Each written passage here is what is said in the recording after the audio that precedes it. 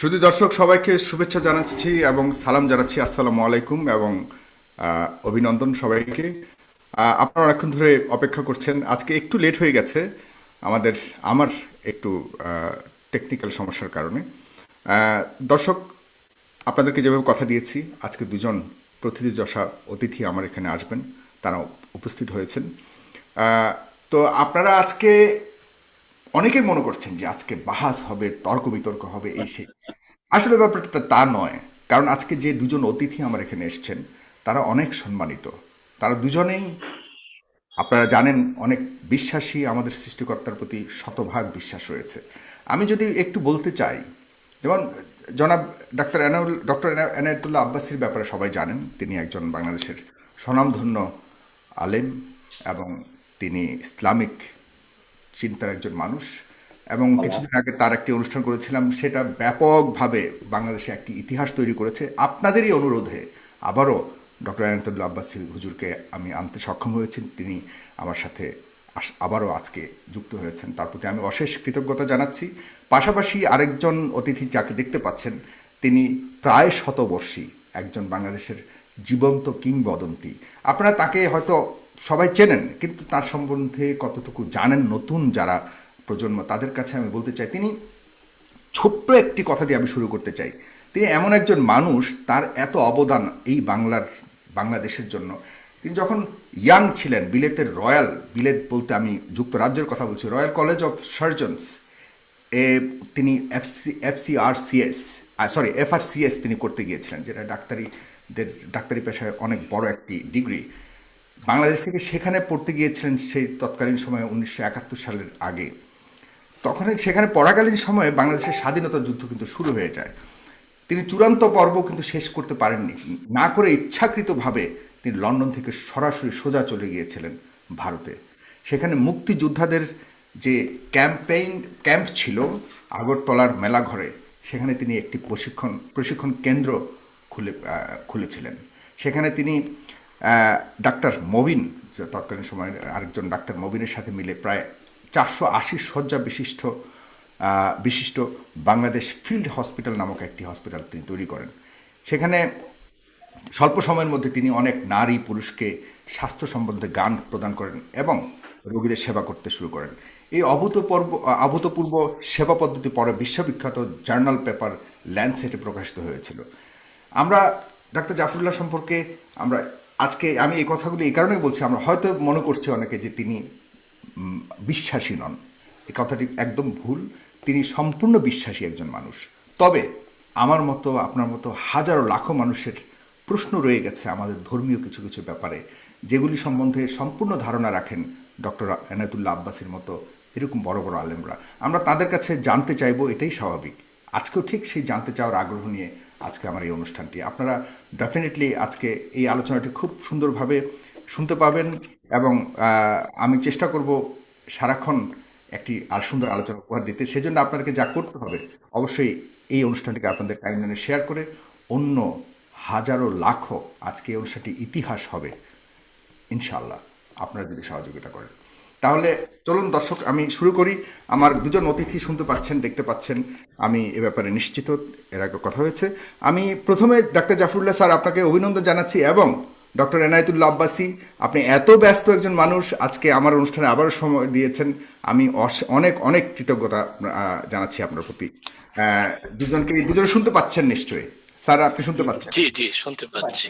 জি জি, হুজুর, ধন্যবাদ আপনাদের। এবং স্যার, আপনাকে ধন্যবাদ। আমি স্যার আপনার কাছে একটু যাই, আলোচনার আজকে সূত্রপাতটা আপনাকে দিয়ে একটু করতে চাই। আহ, আপনি স্যার বিভিন্ন সময়ে অনেক কিছু প্রশ্ন রেখেছেন, কারণ আপনি বড় কোনো আলেম নন, আমাদের মতোই একজন সাধারণ মানুষ। স্বাভাবিক আপনার মনে প্রশ্ন জাগতে পারে, কিন্তু সেই প্রশ্নগুলি অনেকের মনের মধ্যে দোলা দেয় যে আপনার মতো একজন বিজ্ঞ মানুষ, যেখানে এত অবদান আপনার এই দেশের প্রতি, কিন্তু ধর্মীয় কিছু কিছু বিষয়ে আপনি বিভিন্ন সময় কিছু মন্তব্য করেছেন, যেগুলি জানতে চাওয়ার মতোই আমি মনে করি আমাদের মতো। সে ব্যাপারে আপনি যদি আপনার কিছু জানতে চাওয়া থাকে, আপনি বলতে পারেন। আমি সহকারে আপনার সাথে আজকে আমরা এনায়েতুল্লাহ আব্বাসীর কাছে জানতে চাইব। তো স্যার, আপনি যদি একটু শুরু করেন, যে আপনার কাছে যদি আমি নারীদের পর্দা নিয়ে আপনি কিছু মন্তব্য করেছিলেন, সে ব্যাপারে যদি আপনার প্রশ্নগুলি একটু তুলে ধরেন, এরপর আমরা। পয়লা কথা হলে আমি বলে রাখতে চাই, ধর্মটা মানুষের একটা প্রাণের ব্যাপার, একটা বিশ্বাসের ব্যাপার, আল্লাহর প্রতি ভক্তি শ্রদ্ধা এবং রসুল্লাহকে আছে।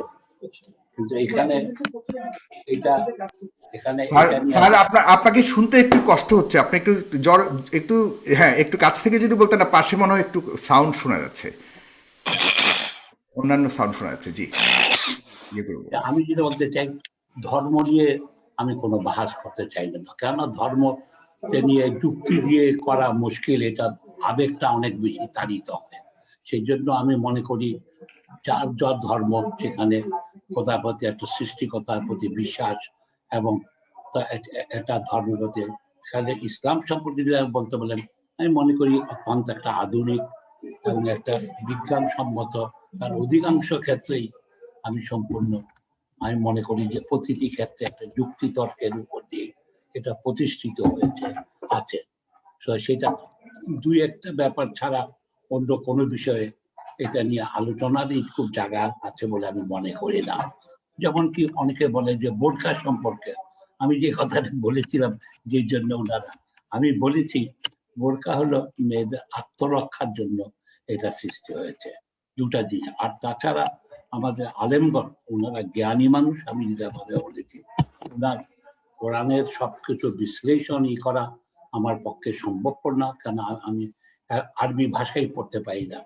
ছোটবেলায় যা পড়েছিলাম সেটা তো এখন মনে নেই ভালো করে, সুতরাং আমার সেই অধিকারই নেই ওটা সম্পর্কে কবিত। আমার কোরআন হাদিস সম্পর্কে যত জ্ঞান সেটা অন্য ভাষার থেকে নেওয়া। আমি পড়েছি, আমি যে পড়ি নেই যে আমি হাদিস বেশ কয়েকটা হাদিসেই পড়েছি, পড়ি এখনো। আমি কোরআনের ইটাতে আমি বিশ্লেষণ, আমি মনে করি যে রসুল্লাহ যেমন সর্বকালের একটা সর্বশ্রেষ্ঠ দার্শনিক, একটা রাজনীতিবিদ, ওনার প্রত্যেকটা ঘটনাকে আমি মনে করি অত্যন্ত সুভাবে নির্দিষ্টভাবে ওনারা চিন্তা করেছেন। সুতরাং এইসব নিয়ে বিতর্ক অনেকে বলে, অনেকে, আমি যেটা বলেছিলাম যে আপনারা বোরকা পরেন কিন্তু বোরকার নিচে লিপস্টিক লাগান, যেটা আপনারা জানেন এটা ক্ষতিকর, কারণ এটাতে যে উজ্জ্বলতা বৃদ্ধির জন্য এতে কার্সিনোজেন্স থাকে। আপনারা আলেমগণকে বলেছিলাম আপনারা পান খাওয়া ছেড়ে দেন, এটাও ক্যান্সার উৎপাদক, অনেকে, সবাই না। আমি ইনারা আরেকটা কথা আমি বলেছিলাম যে দেখেন খারাপ কাজ অন্য সবাই করে, কিন্তু একটা ইমাম সাহেব বা মাদ্রাসার এই করলে সেটাকে বেশি দোষণীয় বলে মনে করেন ওনারা, যে একমাত্র তাই। আমি বলেছিলাম আপনারা ভাস্কর্য দিয়ে না করে আমাদের সবাইকে হেদায়েত করেন, যাতে আমরা সুনাগরিক হই, দেশে সুশাসন হয়, মানুষের অধিকার প্রতিষ্ঠা হয়। কিন্তু এটাকে দু চারজনে আমাকে ভুল বুঝে, যেমন এইটাই নিয়ে আমার মনে হয় যে এটা দিয়ে, তা না হলে আমি তো ধর্মের বিরুদ্ধে কথা বলি না। আমি বলি যে নিশ্চয়ই একজন সৃষ্টিকর্তা, তা নাহলে এত বিষয়। একটা ঘটনা বলি, আমি একজন চিকিৎসক হিসেবে দেখি মানুষের শরীরটা অদ্ভুত একটা জিনিস। একটা ছোট 3 ইঞ্চি 2 ইঞ্চি 1 ইঞ্চি, এইটা তার সাইজ, দুটা 24 ঘন্টা চলে। পৃথিবীর অন্য কোনো মেশিন 24 ঘন্টা চলতে পারে না। এটাকে অত্যন্ত কারিপূর্ণর সাথে, হার্টেরটাও ঠিক একই অবস্থা। সুতরাং এইটার দিকে আমরা মানুষের এত জ্ঞান বৃদ্ধি হয়েছে, আমরা 24 ঘন্টা না থেমে না বিশ্রাম নিয়ে এইসব জায়গাতে, বরঞ্চ আমি মনে করি যে এইসব তো একটা নিশ্চয়ই অপূর্ব ইয়ে। কিন্তু ওই যে আমার যেখানে আপত্তিটা, যেখানে আজকে ইনারা কিভাবে প্যান্ট পরতে হবেন বলেন, কি আলখাল্লা ইতি, আর যে পোশাক এসছে একটা প্রকৃতির নিয়মে অবস্থার পেয়েছে। আরব দেশ ধুলিবালি আছে, সেই জন্য বড় পোশাকরা, আমার দেশের ধুলাবালির কম, সুতরাং আমার ঠিক এটার প্রয়োজন নেই, ওটাকেই একমাত্র হওয়া উচিত নয়। সুতরাং এইসব নিয়ে আমি করতাম, বরঞ্চ আমার বেশি আপত্তিটা অন্য জায়গায়, ধর্মের ব্যাপারে। মেয়েকে, আমার মেয়েটা কেন আমার ছেলের সমান সম্পত্তি পাবে না, এখানেই আমার কাছে আপত্তিটা। এখানে আমি জানি আমাদের প্রত্যেকটা, আজকে যদি আমি কোরআনটা ভালো করে পড়তে পারতাম এবং ইতিহাসটা, আব্বাসী সাহেবরা উনারা তো স্কলার, উনারা জানেন প্রত্যেকটা সূরা,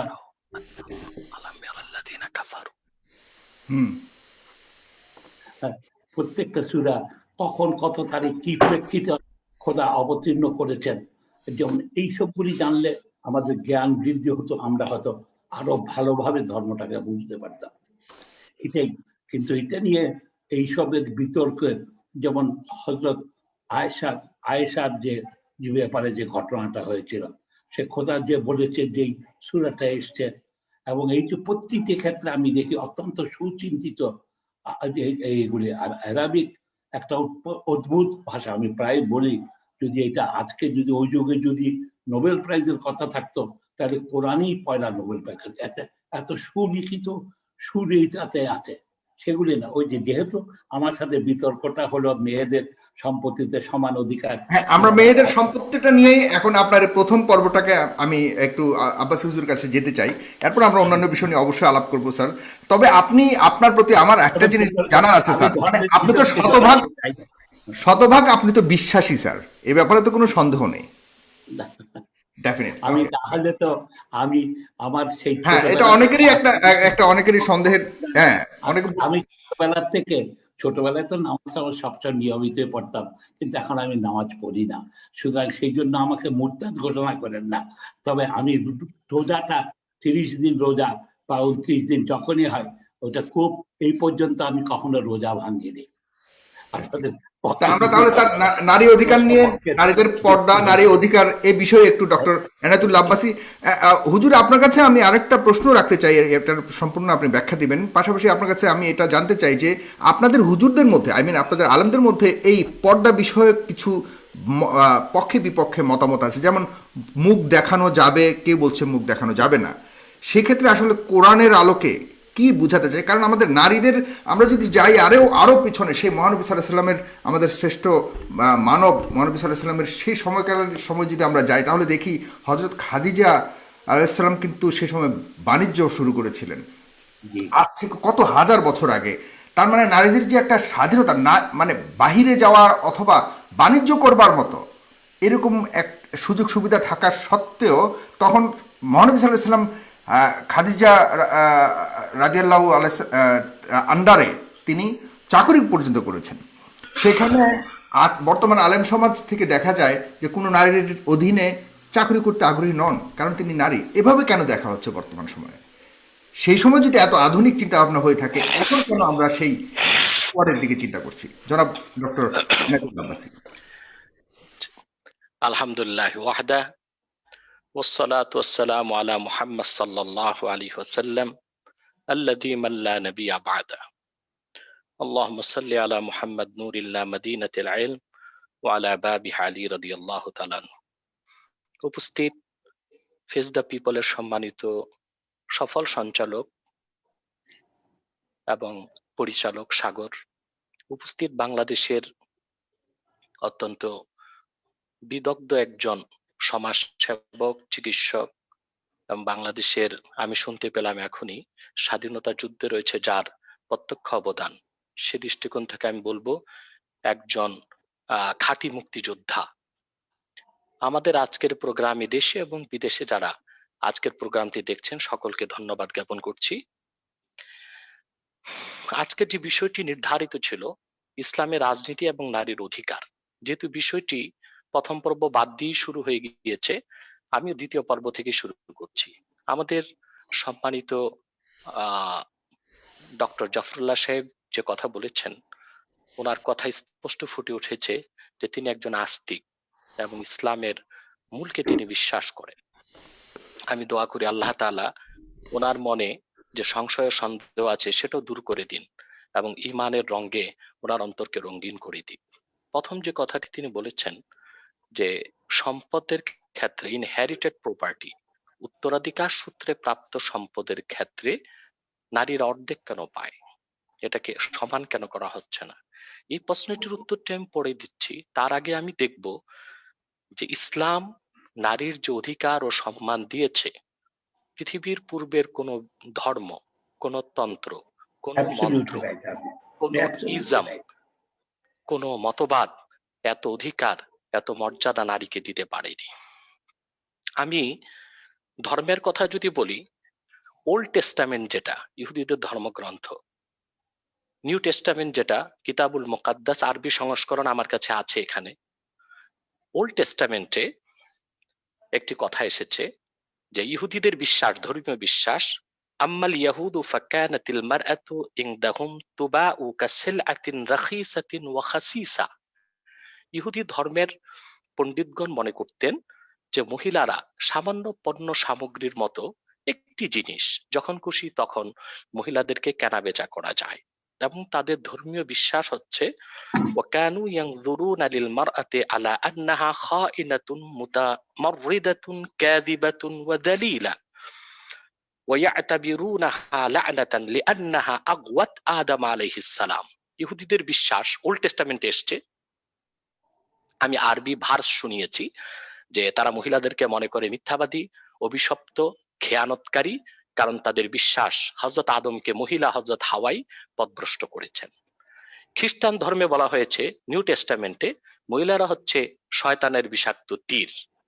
হিন্দু ধর্মের উপনিষদ বা বিভিন্ন ধর্মগ্রন্থেও এমন কিছু কথা আছে যা নারী জাতির অপমান, অসম্মান এবং অধিকার ভুলুণ্ঠিত হয় বলে প্রমাণিত হয়।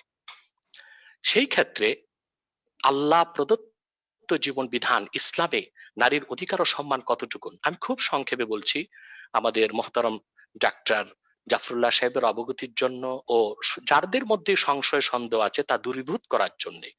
আল্লাহ পাক কোরআন কারিমে নারী পুরুষকে মর্যাদার দিক দিয়ে সমান নির্ধারণ করেছেন। সম্মানের দিক দিয়ে আল্লাহ পাক বলেন, ইয়া আইয়ুহান নাস ইন্না খালাকনাকুম মিন যাকারি ওয়া উনসা, হে মানব জাতি, আমি তোমাদেরকে সৃষ্টি করেছি একজন পুরুষ থেকে একজন নারী থেকে। আল্লাহ পাক এখানে নারী ও পুরুষকে সমান মর্যাদা দান করেছেন। আল্লাহ তাআলা অন্যত্র বলেন, ওয়াকুলনা ইয়া আদামু উসকুন আনতা ওয়া যাওজুকাল জান্নাহ, হে আদম তুমি এবং তোমার স্ত্রী বেহেশতে পরমানন্দে বসবাস করো, যা খুশি তা খাও। এখান থেকে স্পষ্ট হয়ে যায় নারী ও পুরুষকে জান্নাতে থাকার ক্ষেত্রে আল্লাহ তাআলা সমান অধিকার দিয়েছেন এবং মানব জাতির বিকাশ, বংশ পরম্পরা এবং পৃথিবীতে মানব সভ্যতার আদি পুরুষ আদম ও হাওয়া দুজনের অবস্থান জান্নাতে ছিল, সে কথা আল্লাহর কোরআন ঘোষণা করেছেন। সবচেয়ে আশ্চর্যের বিষয়, ওল্ড টেস্টামেন্ট, নিউ টেস্টামেন্ট বা অন্যান্য ধর্মগ্রন্থগুলোতে যেখানে নারীকে অভিশপ্ত বলা হয়েছে আদমকে ধোঁকা দেওয়ার কথা বলা অপরাধে, সেখানে কোরআন কারিমে আল্লাহ তাআলা নারীকে কোথাও দোষারোপ করেননি হযরত হাওয়াকে, আল্লাহ কিছুটা দোষারোপ করেছেন আদমকে। আল্লাহ বলেছেন ওয়া আসা আদামু রাব্বাহু ফাগাওয়া, আদম তার রবের অবাধ্যতা করেছে এবং পথভ্রষ্ট হয়েছে। সেখানে আল্লাহ নারীকে সম্পূর্ণ নির্দোষ রাখলেন, আদমকে দোষারোপ করলেন। এর চেয়ে বেশি নারীর সম্মান মর্যাদা আর কি হতে পারে? শুধু তাই নয়, কোরআন কারিমে আল্লাহ তাআলা ইরশাদ করেছেন, ফাইযা বুশিরা আহাদুহুম বিল উনসা যাল্লা ওয়াজহুহু মুসওয়াদ্দাও ওয়া হুয়া কাযীম, নারীকে মর্যাদা সম্মান দেবার ক্ষেত্রে এত সুন্দর কথা, এত উচ্চাঙ্গের কথা না পূর্বে কোনো ধর্মগ্রন্থে পাওয়া যায়, না বর্তমান জাতিসংঘের সনদে পাওয়া যায়, না নারীবাদীদের কোনো বইতে পাওয়া যায়। আল্লাহ বললেন যখন অবিশ্বাসীদেরকে বুশিরা আহাদুহুম বিল উনসা, কোন কন্যা সন্তান জন্মের সুসংবাদ দেওয়া হয়, তখন তাদের চেহারাটা কালো হয়ে যায়, তারা বেজার হয়ে যায়। মানে কন্যা সন্তান জন্ম নেওয়াকেই আল্লাহ তাআলা সুসংবাদ বলেছেন। নারী জাতির সম্মান, মর্যাদা এবং পৃথিবীর জন্য তারা কত কল্যাণ বয়ে আনে সে কথাটি কোরআন স্পষ্ট করে দিয়েছে। আল্লাহ রাসূল সাল্লাল্লাহু আলাইহি ওয়াসাল্লাম হাদিসে এসেছে, মান উবতুলিয়া মিন হাযিহিল বানাত কুন্না লাহু সিতরাম মিনান নার, যে ব্যক্তি কন্যা সন্তানদেরকে লালন পালন করে, তাদের লালন পালনে, ভরণ পোষণে কষ্ট করে, এই কন্যাগুলোই তার জাহান্নামে যাওয়ার ক্ষেত্রে দেওয়াল হয়ে দাঁড়াবে। নারী জাতির সম্মান মর্যাদা কত বেশি ইসলাম নির্ধারণ করেছে। আল্লাহ রাসূল সাল্লাল্লাহু আলাইহি ওয়াসাল্লাম ইরশাদ করেছেন, সহিহ মুসলিমের হাদিস, মা আকরামান নিসা ইল্লা কারীম ওয়া মা আহানাহা ইল্লা নাঈম, নারী জাতিকে সম্মান করে সেই যে ব্যক্তি চরিত্রবান, পরম সহিষ্ণু, উন্নত চরিত্র ও মানসিকতা ধারণ করে, আর নারী জাতিকে অপমান করে সেই যে ব্যক্তি নিন্দিত, কমিনা ও দুশ্চরিত্র। নারী জাতির অপমানকে আল্লাহ রাসূল সাল্লাল্লাহু আলাইহি সাল্লাম একটি বড় গুনাহ হিসেবে নির্ধারণ করেছেন। সম্পদের অধিকার ইসলাম নারীকে যা দিয়েছে, যতটুক দিয়েছে, তাই যৌক্তিক, নৈতিক এবং বৈজ্ঞানিক। শুধুমাত্র সূরা নিসাতে যে কথাটা আল্লাহ বলেছেন লিযাকারে মিসলু হাজ্জিল উনসায়াইন, অর্থাৎ এক ছেলের অংশ দুই কন্যা সন্তানের মতো, আল্লাহ এটা বলেছেন। এই দিয়ে শুধুমাত্র অপব্যাখ্যার সুযোগ নেই যে ইসলাম নারীকে ঠকিয়েছে, ইসলাম সমান অধিকার দেয়নি। 1870 সালের আগে ডক্টর জাফরুল্লাহ মহোদয় বলবেন 1870 সালের আগে পৃথিবীর কোন সংবিধানে রাষ্ট্রে নারীর সম্পত্তির উপর কোন অধিকার ছিল না। 1870 সালে ইউরোপ আমেরিকাতে প্রথম নারীকে সম্পত্তির অধিকার দেওয়া হয়েছে, তার সম্পত্তি আহরণের, সঞ্চয়ের, বন্টনের, সম্পদ রাখার অধিকার দেওয়া হয়েছে। অথচ আল্লাহ তাআলা ১৫০০ বছর আগে কোরআন কারিমে বলেছেন লিররিজালি নসীবুম মিম্মা ইকতাসাবু ওয়ালিন-নিসাই নসীবুম মিম্মা ইকতাসাবনা, পুরুষ যা কামাই করে অর্জন করে সেটা তার অংশ, নারী যা কামাই করে অর্জন করে সেটা তার অংশ, সেটাতে পুরুষ হস্তক্ষেপ করার কোনো অথরিটি, কোনো অধিকার রাখে না। এই যে নারীকে সম্পদের অধিকার ইসলাম দিয়েছে ১৫০০ বছর আগে, সেই অধিকারকে স্বীকার করেছে পাশ্চাত্যের বুদ্ধিজীবীরা 1870 সালে। অতএব ইসলাম সব দিক দিয়ে নারীর অধিকারকে সমুন্নত করেছে, নারীর মর্যাদাকে আকাশচুম্বী করেছে। শুধু তাই নয়, আল্লাহ রাসূল সাল্লাল্লাহু আলাইহি ওয়াসাল্লাম ইরশাদ করেছেন, ইবনু মাজার হাদিস, ইন্নাল জান্নাতা তাহতা আকদামিল উম্মাহাত, সন্তানের বেহেশত মায়ের পদতলে, মাদের পদতলে, মাদের পদতলে সন্তানের বেহেশতের কথা বলা হয়েছে। এই নারী জাতির মর্যাদা আল্লাহ রাসূল সাল্লাল্লাহু আলাইহি ওয়াসাল্লামের চেয়ে বেশি কেউ দিতে পারে নাই। শুধু তাই নয়, সহিহ বুখারীতে এসেছে, এক সাহাবী রাসূল করিম সাল্লাল্লাহু আলাইহি ওয়াসাল্লামকে জিজ্ঞেস করলেন, ইয়া রাসূলুল্লাহ সাল্লাল্লাহু আলাইহি ওয়াসাল্লাম, আমার শ্রদ্ধা সম্মান পাবার ক্ষেত্রে কে বেশি হকদার? আল্লাহ রাসূল সাল্লাল্লাহু আলাইহি ওয়াসাল্লাম বললেন, উম্মুকা, তোমার মা। দ্বিতীয়বার প্রশ্ন করেছেন কে? আল্লাহ রাসূল সাল্লাল্লাহু আলাইহি ওয়াসাল্লাম বলেছেন, তোমার মা।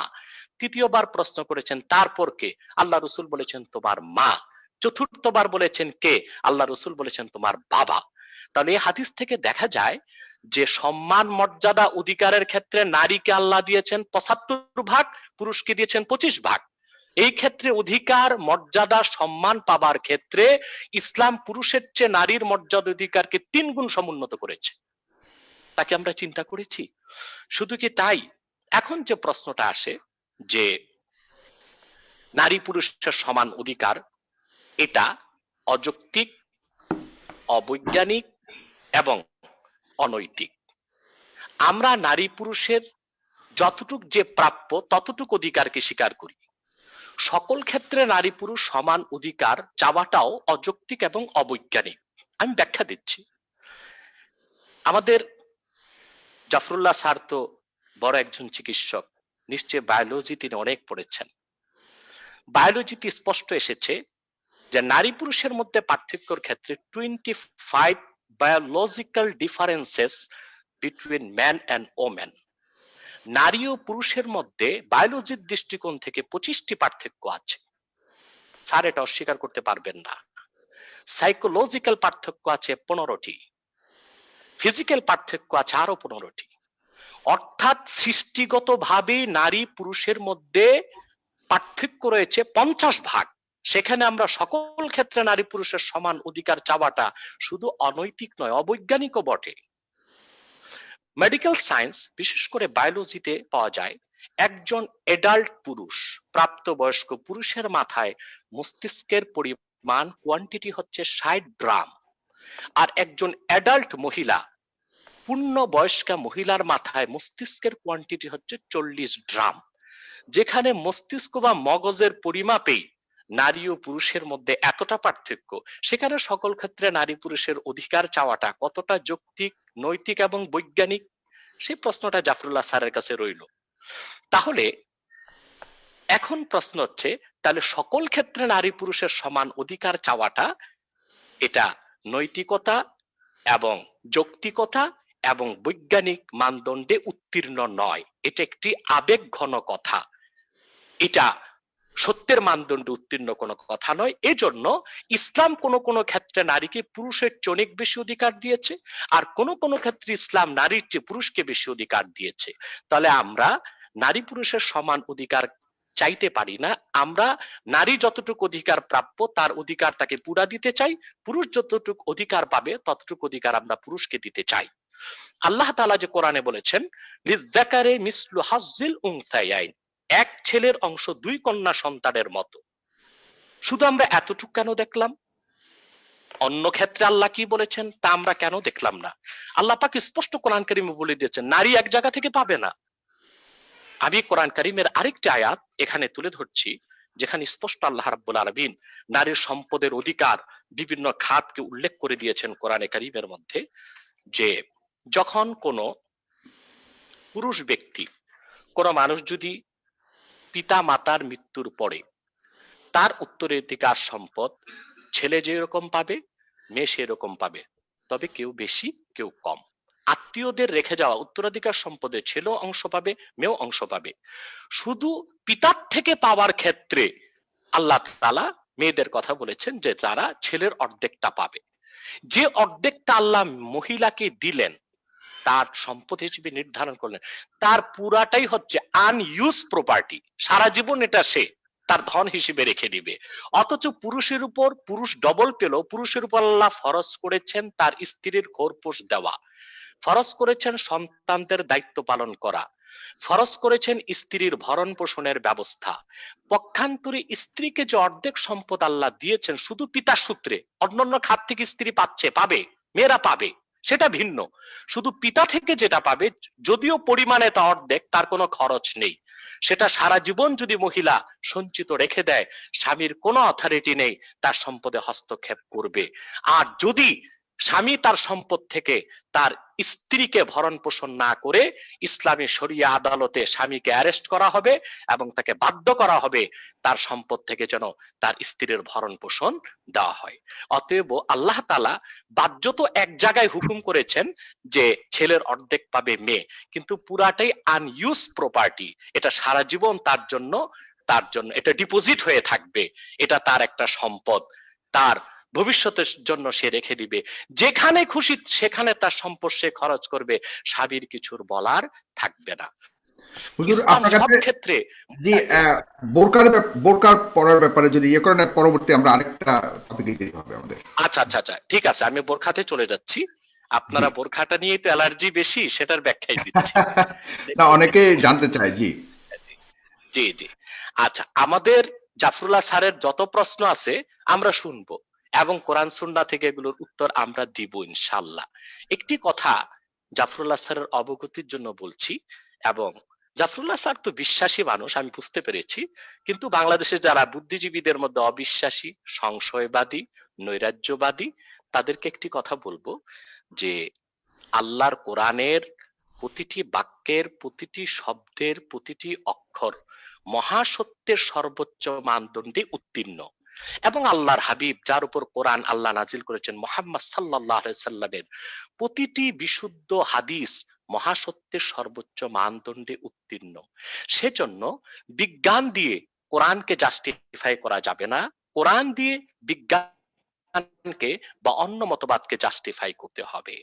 তার কিন্তু কারণ হচ্ছে পৃথিবীর, হুজুর এখানে আমার একটা প্রশ্ন আছে, পৃথিবীর এই যে যত প্রশ্ন জানার জন্য সৃষ্টি থেকে শুরু করে আল্লাহর যে কোনো বিষয়ে ইসলাম ধর্মের প্রতি সবকিছুর উত্তর কি কোরআনে দেওয়া আছে?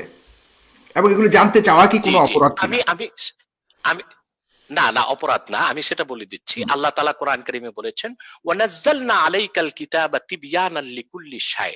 মুহাম্মদ সাল্লাল্লাহু আলাইহি সাল্লাম, আপনার উপর আমি যে কোরআন অবতীর্ণ করেছি তার সবকিছু সুস্পষ্ট ব্যাখ্যা হিসেবে। তাহলে জানতে চাইলে মুরতাদ বলা হয়, এটাও বা কেন?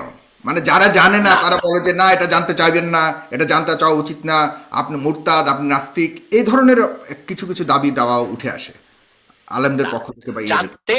জানতে চাওয়ার কিছু শিষ্টাচার আছে, কিছু ভদ্রতা আছে। আপনি যদি জানার জন্য জানতে চান হাজার প্রশ্ন করবেন, আপনাকে কেউ মুরতাদ বলবে না। কিন্তু জানতে যে আপনি যদি আল্লাহ তার রসুলের শানে বেয়াদবি করেন, অবজ্ঞামূলক কথা বলেন, তখনই মুরতাদ হওয়া না হওয়ার প্রশ্নটি চলে আসে। আমার প্রসঙ্গটি সাগর আমাকে শেষ করতে দেন। সেটা হচ্ছে যে মহাসত্যের মানদণ্ডে উত্তীর্ণ আল্লাহর কোরআন।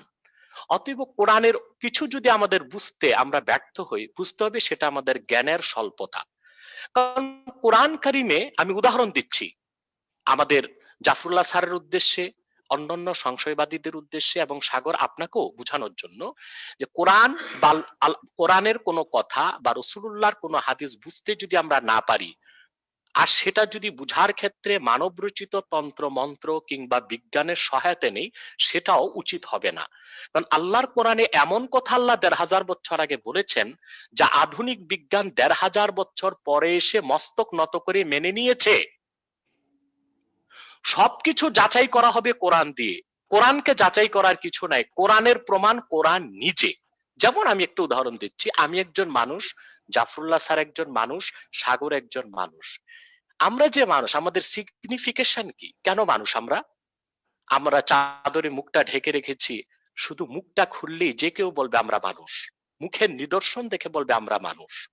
আল্লাহর কোরআনে আল্লাহ এত নিদর্শন রেখেছেন যে কোরআন মনোযোগ দিয়ে পড়লে একটা মানুষ বুঝবে এটা আল্লাহর কালাম ছাড়া কিছু হতে পারে না। তার একটি উদাহরণ দিচ্ছি আমি, কোরআন সূরা আম্বিয়া থেকে 17 পারা থেকে, এবং আয়াত নাম্বার হচ্ছে 30। আমি আয়াতটি পড়ে অনুবাদ করছি। আল্লাহ পাক কোরআন কারিমে বলেছেন, আওয়ালাম ইয়ারাল্লাযীনা কাফারু আন্নাস সামাওয়াতি ওয়াল আরদা কানাতা রাতকান ফাফাতাকনাহুমা ওয়া জাআলনা মিনাল মাই কুল্লা শাইইন হাই আফালা ইউমিনুন। এখানে আল্লাহ বিগ ব্যাংকের কথা বলেছেন। স্টিফেন হকিং সহ বিজ্ঞানীগণ 1970 সালের কিছু আগে সৃষ্টি তত্ত্বের ব্যাপারে ব্যাখ্যা করেছে যে এই গোটা ইউনিভার্স, গোটা বিশ্বটা একটা বিন্দু ছিল, একটা পিণ্ড ছিল।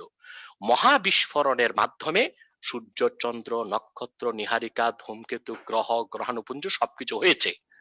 কথাটা 1960 সালে বিজ্ঞান পেয়েছে, আর কোরআন কারিমে আল্লাহ তাআলা বলেছেন ১৫০০ বছর আগে, আওয়ালাম ইয়ারাল্লাযীনা কাফারু, অবিশ্বাসীগণ কি এটা দেখে না, আন্নাস সামাওয়াতি ওয়াল আরদা কানাতা রাতকান ফাফাতাকনাহুমা, আকাশ জমিন সবকিছু ছিল একটা পিণ্ড, একটা বিন্দু, আমি আল্লাহ বিচ্ছিন্ন করেছি, ভাগ ভাগ করেছি। এখন বলুন, ১৫০০ বছর আগে যখন কোনো মহাকাশ বিজ্ঞানাগার ছিল না, কোনো টেলিস্কোপ ছিল না, কার্বন টেস্টের কোনো ব্যবস্থা ছিল না, আমার নবী মুহাম্মদ সাল্লাল্লাহু আলাইহি সাল্লাম আরবের বাইরে জ্ঞান আহরণে কোথাও ১৫০০ বছর আগে রোমে বা আরবের অন্য কোন অঞ্চলে গেলেন না। তিনি কিভাবে এই তথ্য পৃথিবীর মানুষকে দিবেন? নিশ্চয়ই এটা আল্লাহর বাণী, আল্লাহর কোরআন, আল্লাহর কালাম, যা অবতীর্ণ হয়েছে মুহাম্মদ সাল্লাল্লাহু আলাইহি সাল্লামের উপর ১৫০০ বছর আগে। শুধু কি তাই, ঠিক এর পরের আয়াতে আল্লাহ তাআলা বলেন, জাআলনা মিনাল মাই কুল্লা শাইইন হাই, প্রতিটি জীবিত প্রাণীকে, জীবকে আমি তৈরি করেছি পানি থেকে। আজকে সমস্ত জুলজিস্টরা একমত, ডক্টর পিপি গ্রাস ফ্রান্সের সবচেয়ে বড় জুলজি বিজ্ঞানী ছিল, তিনিও একমত হয়েছেন কোরআনের এই আয়াতের সাথে, যে প্রতিটি জীবিত প্রাণীর কোষের মধ্যে দেখা যায় যে ৭৫% বেশি পানি। আমি একটা উদাহরণ দিলাম প্রাসঙ্গিক কারণে, যে আমাদের কোনো কিছু যদি বুঝতে কষ্ট হয় কোরআন হাদিসের, বুঝতে হবে সেটা আমাদের জ্ঞানের স্বল্পতা। বিজ্ঞান দিয়ে কোরআন হাদিসকে যাচাই করা যাবে না, কোরআন হাদিসের সবকিছু মহাসত্যের সর্বোচ্চ মানদণ্ডে উত্তীর্ণ। এখন আসুন পর্দার প্রসঙ্গে, ইসলাম পর্দা কেন দিয়েছে, এটার ব্যাখ্যাটা আমি দিচ্ছি। হুজুর, আমি মাঝখান দিয়ে এই প্রসঙ্গটা শুরু করার আগে একটু আপনাকে বলি, এবং স্যার আপনাকেও বলি, কথা ভুলে যাব সাগর। হ্যাঁ, পর্দা নিয়ে শুরু করবেন আপনি পর্দা নিয়ে, বোরকা নিয়ে শুরু করবেন। এত সুন্দর করে ওয়াইজ করেন, আপনারা কিছুই ভুলেন না। রাইট, আপনি বোরকা নিয়ে শুরু করছিলেন। এ ফাঁকে আমি একটু আপনাদের অবগতি জানাচ্ছি যে এই মুহূর্তে আমাদের এই শোটি প্রায় ৩০,০০০-এর উপরে মানুষ দেখছে। স্যার, বাংলাদেশের ইতিহাসে ৩০,০০০ মানুষ কোনো লাইভ শো এভাবে দেখেনি বাংলাদেশের ইতিহাসে। এর আগে আনাতুল্লাহ আব্বাসী হুজুর এসেছিলেন, তখন ২৪,০০০ মানুষ দেখেছিল। আজকে ৩০,০০০। এই কারণেই বলি, আমার ফেসবুকে দেখছে এই মুহূর্তে ২৫,০০০, আর আমার ইউটিউবে দেখছে প্রায় আরো ৭,০০০, তার মানে ৩২,০০০। জি হুজুর বলেন, আপনারা দর্শক যদি শেয়ার করেন আরো মানুষ সুন্দর করে বলতে পারেন, তাই এত লোকে ওয়াচ করছে। আমি একটা কথা বলি, আপনার যেখানে উনার প্রত্যেকটা যেটা এই ব্যাপারে কতগুলি ব্যাপারে তর্কের কোনো প্রয়োজন নেই, যেমন কি অন্যান্য ধর্মের যেখানে নারীদের। আর আমি একটু বোরকার ব্যাপারটা শুনে এসে আপনার কাছে আসি স্যার, এরপর আপনি আরেকটা প্রসঙ্গ নিয়ে আসেন। জি হুজুর, সরি, আপনি বলুন। সাগর, আগে কোন লাইভ শোর কথাটি বললেন, ভুলে যাচ্ছি। কোন লাইভ শো? আপনার সাথে আরেকটি শো করেছিলাম ওই শারিয়ার কবিরের, সেখানে সর্বোচ্চ সংখ্যা ছিল ২৪,০০০। 24,000-এর একটা ইয়ে গিয়েছিল। তো আজকে দেখলাম এটা খুবই মানে একটা আনন্দের বিষয় ডেফিনেটলি আমার জন্য এবং সবার জন্য, সারা বাংলাদেশের মানুষের জন্য, যে মানুষ সত্যিকার অর্থেই সঠিক মানুষের কথা শুনতে চায়, এটাই একটা প্রমাণিত সত্য।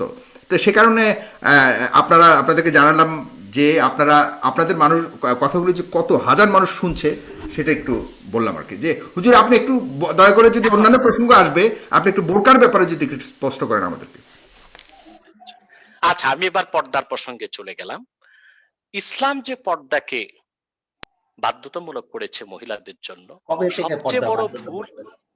আমি কবে থেকে পর্দা বাধ্যতামূলক হলো? আমি বলছি, সেটাই ব্যাখ্যা দিচ্ছি। সবচেয়ে বড় কথা, আমরা একটা ভুলের মধ্যে আছি। আমরা মনে করি ইসলাম শুধু মহিলাদেরকে পর্দা দিয়েছে, না, পর্দা মহিলার জন্য, পুরুষের জন্য, তবে তা ভিন্ন ভিন্ন স্বরূপ। পুরুষকে আল্লাহ তাআলা পর্দা বলেছেন গদ্দুল বাসার, তার দৃষ্টিকে অবনমিত রাখতে হবে। আর মহিলার পর্দা হচ্ছে তার বিশেষ অঙ্গগুলোকে ঢেকে রাখবে। প্রশ্ন হলো কেন? আমি আগে বলেছি যে কোরআন হাদিসের প্রতিটি বিষয়কে আমরা যারা বিশ্বাসী, আমরা বিনা বাক্যে মেনে নেই, সেখানে কোনো যৌক্তিকতা খোঁজার প্রয়োজন আমরা অনুভব করি না। 2, পর্দার যে বিধান ইসলাম করেছে তা কেন? আমি আগেই বলেছি যে নারী ও পুরুষের মধ্যে পার্থক্য রয়েছে, বায়োলজিক্যাল পার্থক্য রয়েছে, ফিজিক্যাল পার্থক্য রয়েছে, সাইকোলজিক্যাল পার্থক্য আছে। নারীদের যে পর্দার বিধান ইসলাম করেছে তা কখন থেকে? বালেগা হওয়ার পর থেকে। আমরা জানি নারী ও পুরুষকে সৃষ্টিগতভাবে আল্লাহ তাআলা তৈরি করেছেন এমন ভাবে যে নারী পুরুষের প্রত্যেকের বিপরীত লিঙ্গের প্রতি একটি টান বা আকর্ষণ থাকে। আর সেটা কি রকম? যখন কোন নারী বা পুরুষ 3 এজ পার হয়ে যায়, 3 এজ পার হয়ে যাওয়ার পর, এটা বিজ্ঞানসম্মত একটি কথা, যে কোন পুরুষ যখন 3 এজ পার হওয়ার পর কোন মহিলাকে দেখবে, আর তা যদি একেবারে বেভূষণ অবস্থায় দেখে, তো প্রথমেই তার মস্তিষ্কের যে গ্ল্যান্ড তার সেক্সুয়াল অ্যাক্টিভিটিসকে কন্ট্রোল করে, সেটা অ্যাক্টিভ হয়ে যায় এবং স্বাভাবিকভাবেই তার সেক্সুয়াল থটস বেড়ে যায় চোখে। এটা একটা ফিজিক্যাল পার্থক্য নারী এবং পুরুষের। পুরুষের চোখে সেক্সুয়াল থট বেড়ে যায় এবং তার মস্তিষ্কের গ্ল্যান্ড 100% অ্যাক্টিভ হয়ে যায়, রক্ত চলাচল বহুগুণ বেড়ে যায় এবং তখন রক্তের চাপটা পুরুষের নিচের দিকে থাকে। আর বিপরীত লিঙ্গ মহিলার প্রতি তার একটি অস্বাভাবিক আকর্ষণ সৃষ্টি হয়ে যায়, যেটা আল্লাহ তাআলা সৃষ্টিগতভাবে রেখেছেন। এখন এই যে অস্বাভাবিক আকর্ষণ বেড়ে যায় একজন পুরুষের মহিলার প্রতি, এই আকর্ষণ বেড়ে যাওয়ার কারণে তার দুটি অবস্থার একটি অবস্থা, সে যদি তার চাহিদা মেটাতে চায় মেয়েটিকে সুযোগ করে দিতে হবে। আর যদি মেয়েটি সুযোগ করে না দেয় তো তার দুর্ঘটনায় মৃত্যু হতে পারে। লন্ডনে এরকম ঘটনা ঘটেছে, গবেষকগণ দেখেছেন চরম যৌন উত্তেজনার শিকার এক ব্যক্তি তার যৌন ক্ষুধা মেটাতে পারে নাই, যে কারণে তার মস্তিষ্কের রক্ত শূন্য হয়ে অক্সিজেনের অভাবে সে লোকটি মারা গিয়েছিল। তাহলে দেখা যাচ্ছে এখন আমরা যদি বলি যে না, পুরুষকে বেঁচে থাকার জন্য ও তার সেক্সুয়াল অ্যাক্টিভিটিস কে মেটাবার জন্য মেয়েকে সুযোগ করে দিতে হবে, তাই পৃথিবীর কোনো মেয়ে, কোনো মা, কোনো বোন নিরাপদ থাকবে না, সতীত্ব সম্ভ্রম নিয়ে বেঁচে থাকতে পারবে না। তাহলে কি করতে হবে? তার একমাত্র সমাধান হচ্ছে মেয়েটিকে আল্লাহর পক্ষ থেকে যে পর্দার বিধান করা হয়েছে তা তাকে মানতে হবে। এর মাধ্যমে যে পুরুষটির বা মেয়েটির যে সেক্সুয়াল অ্যাক্টিভিটিস তা অনিয়ন্ত্রিত হবে না, সীমা লঙ্ঘন করবে না, তখন নৈতিকতা ঠিক থাকবে, মেয়েটি তার চরিত্র সম্ভ্রম সম্মানকে ঠিক রাখতে পারবে, পুরুষটি স্বাভাবিক জীবনযাপন করতে পারবে, তার চরিত্রকেও ধরে রাখতে পারবে। মূলত পর্দাটা ইসলাম দিয়েছে সম্পূর্ণ মেয়েদের চরিত্র সম্ভ্রমকে রক্ষা করে উন্মুক্তভাবে সব জায়গায় যেন তারা চলাফেরা করতে পারে। ঘরের ভিতরে একটি মেয়ের, একটি নারীর পর্দার প্রয়োজন হয় না, যেখানে তার স্বামী, যেখানে তার সেখানে সন্তান। ইচ্ছার পরিপন্থী কি হচ্ছে কিনা একটু ঘরের ভিতরে কিন্তু ইসলাম মেয়েদেরকে অবাধ স্বাধীনতা দিয়েছে। একাই কি একজন মেয়ে শারঈ পর্দার মাধ্যমে 48 মাইল দূরত্বে সফর করতে পারে বা পারবে। এরপর এর দূরে যেতে হলে রক্ত সম্পর্কের একজন মহরামকে তার সঙ্গে রাখতে হবে। এখন কথা হচ্ছে, আচ্ছা মনে হয় আমাদের জাফরুল্লাহ স্যার চাচির সাথে কথা বলতেছে। আচ্ছা সেটা যাই হোক, জি জি, তা আমি যেটা বলতেছি, খুব আনন্দই পাচ্ছে আপনার কথা শুনে। আমি শেষ করছি একটু শেষ করি না। স্যার তো চিকিৎসক মানুষ, বিজ্ঞান খুব ভালো বুঝেন, বেশি বুঝেন, বিশেষ করে বায়োলজি কেমিস্ট পড়ে শুনি তো ডাক্তার হয়েছেন, এগুলো উনি ভালো জানেন, আমি একটু মনে করিয়ে দিচ্ছি। তাহলে দেখা যাচ্ছে পর্দা নারীর কল্যাণে, তার চরিত্র, তার সম্ভ্রম রক্ষার জন্য, পুরুষ ও নারীর সুস্থতার জন্য এবং উন্নত চরিত্র ধরে রাখার জন্য, সামাজিক অবক্ষয় রোধে এবং সমাজ রাষ্ট্র একটি কল্যাণ রাষ্ট্র হওয়ার জন্য, একটি সুন্দর সমাজের জন্য, একটি ভালো সংসারের জন্য ইসলাম পর্দা দিয়েছে নারীকে। তবে পর্দাটা একমুখী নয়, একপাক্ষিক নয়, শুধু মেয়ে করবে, পুরুষকে পর্দা করতে হবে। পুরুষের পর্দা হচ্ছে তার দৃষ্টি অবনমিত রাখা, আর মেয়ের পর্দা হচ্ছে তার বিশেষ অঙ্গগুলোকে ঢেকে রাখা। এখন একটি সায়েন্টিফিক ব্যাখ্যা আমি দিচ্ছি। বিজ্ঞান বলে প্রতিটি মহিলার প্রতি মাসে 12 থেকে 48 ঘন্টার একটি পিরিয়ড পার হয়, যেটাকে বলা হয় উইন্ডো পিরিয়ড। সে সময়টিতে যে কোনো মহিলা যদি স্বামীর সংস্পর্শে আসে বা পুরুষের সংস্পর্শে আসে, তার প্রেগন্যান্সির সম্ভাবনা 100%। ঠিক সে সময় মহিলাদের শরীর থেকে একটি স্মেল বের হয়, এটা একটি বৈজ্ঞানিক তথ্য। সেই স্মেল যদি কোনো পুরুষের নাকে যায়, তখন তার সেক্সুয়াল থটস 100% স্তরে চলে যায়। তো যদি কোনো মহিলা শরঈ সম্মতভাবে পোশাক পরিধান করে, যেটাকে আমরা বোরখা বলি বা হেজাব বলি, বোরখাই সেলাই করে পড়তে হবে এমন কথা ইসলাম বলে নাই। চাদর হতে পারে, একটি বড় চাদরেও শরীরটা ঢেকে নেওয়া যায়, সেটাও আছে। একেবারে বোরখাই হতে হবে এমন কথা না। সেটা যদি হয়, তাহলে তার স্মেলটা কোনো পুরুষ পাবে না। তখন দেখা যাবে পুরুষটির মধ্যে অনিয়ন্ত্রিত কোনো উত্তেজনা সৃষ্টি হবে না, যা পুরুষের জন্য ভালো, মহিলার জন্য ভালো। এভাবে আল্লাহ তাআলা মূলত মহিলাদেরকে যে পর্দা দিয়েছেন, তা নৈতিকতার মানদণ্ডে, তা যৌক্তিকতার মানদণ্ডে এবং তা বিজ্ঞানের মানদণ্ডে 100% উত্তীর্ণ একটি বিধান। এবার আসুন বাস্তবতায়। পৃথিবীতে আমরা দেখতে পাচ্ছি, বাংলাদেশের গণমাধ্যমও দেখতে পাচ্ছি, গণধর্ষণ একটি মহামারীতে রূপ নিয়েছে। কিন্তু আজ পর্যন্ত কোন নিউজ মিডিয়া একটি প্রমাণ দিতে পারবে না যে বোরখা পরে এমন একটি মেয়ে ধর্ষিতা হয়েছে। কারা ধর্ষিতা হচ্ছে? যারা মোটেও পর্দা করে না, মোটেও হেজাব ব্যবহার করে না, তারাই পথে ঘাটে বিভিন্ন জায়গায় ধর্ষিতা হচ্ছে। তাহলে বাস্তবিক প্রয়োগিক ক্ষেত্রে আমরা দেখতে পাচ্ছি, বর্তমান সামাজিক অবক্ষয় রোধে এবং মহিলাদের চরিত্র সম্ভ্রম রক্ষায়, মা বোনদের ইজ্জতকে সমুন্নত করার জন্য ইসলাম যে পর্দার বিধান করেছে, সেটা আমাদের অনুসরণ করা উচিত, ব্যক্তি জীবনও, সামাজিকভাবে, রাষ্ট্রীয়ভাবে আইন করে। জি, হুজুর আপনাকে অনেক ধন্যবাদ। আপনার কাছে আমি আরেকটা প্রশ্ন রেখে যাচ্ছি, সেটা হলো যে একই আল্লাহর তৈরি যদি পুরো ব্রহ্মাণ্ড হয়, তাহলে অমুসলিমরা কেন বেহেশতে যাবে না? অমুসলিমদের জন্য কেন আপনারা দোয়া করেন না? সেক্ষেত্রে আপনি কিছু বলবেন। আমি জাফরুল্লাহ স্যার আপনার কাছে যাচ্ছি, আপনি এতক্ষণ অনেক কথা শুনলেন।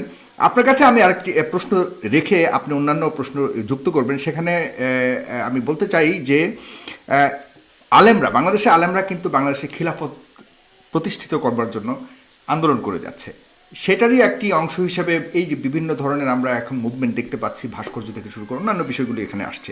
আপনি কিভাবে দেখেন, এই খিলাফত প্রতিষ্ঠিত হবার কোনো সুযোগ রয়েছে, বা আপনার ব্যক্তিগত মতামত জানতে চাই। সেটা আমি একটা পয়লা বলতে চাই, যে প্রশ্নটা আব্বাসী সাহেবকে জানতে চাই, প্রশ্ন করতে চাই না।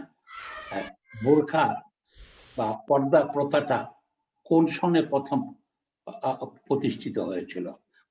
পয়লা আমি বলে দিই, কোরআনের প্রত্যেক সূরা তো একবারে আসেনি, এক এক সময় এক একটা করে এসছেন। সামাজিক প্রফেট আমাদের রাসূলুল্লাহ এক একটা সমস্যায় পড়েছেন, খোদার ইবাদতে বসতেন, খোদা তাকে নির্দেশ দিয়েছেন, তার একটা উত্তর কোরআনে এসছে বিভিন্ন এক এক সময়, তো একবারে অবতীর্ণ হয়নি। ঠিক সেই জন্য জানতে চাই আমি, পর্দাটা ঠিক কখন, কোন পরিপ্রেক্ষিতে, কোন অবস্থার প্রেক্ষিতে, কত সনে অবতীর্ণ হয়েছে এবং সেটা কি ছিল।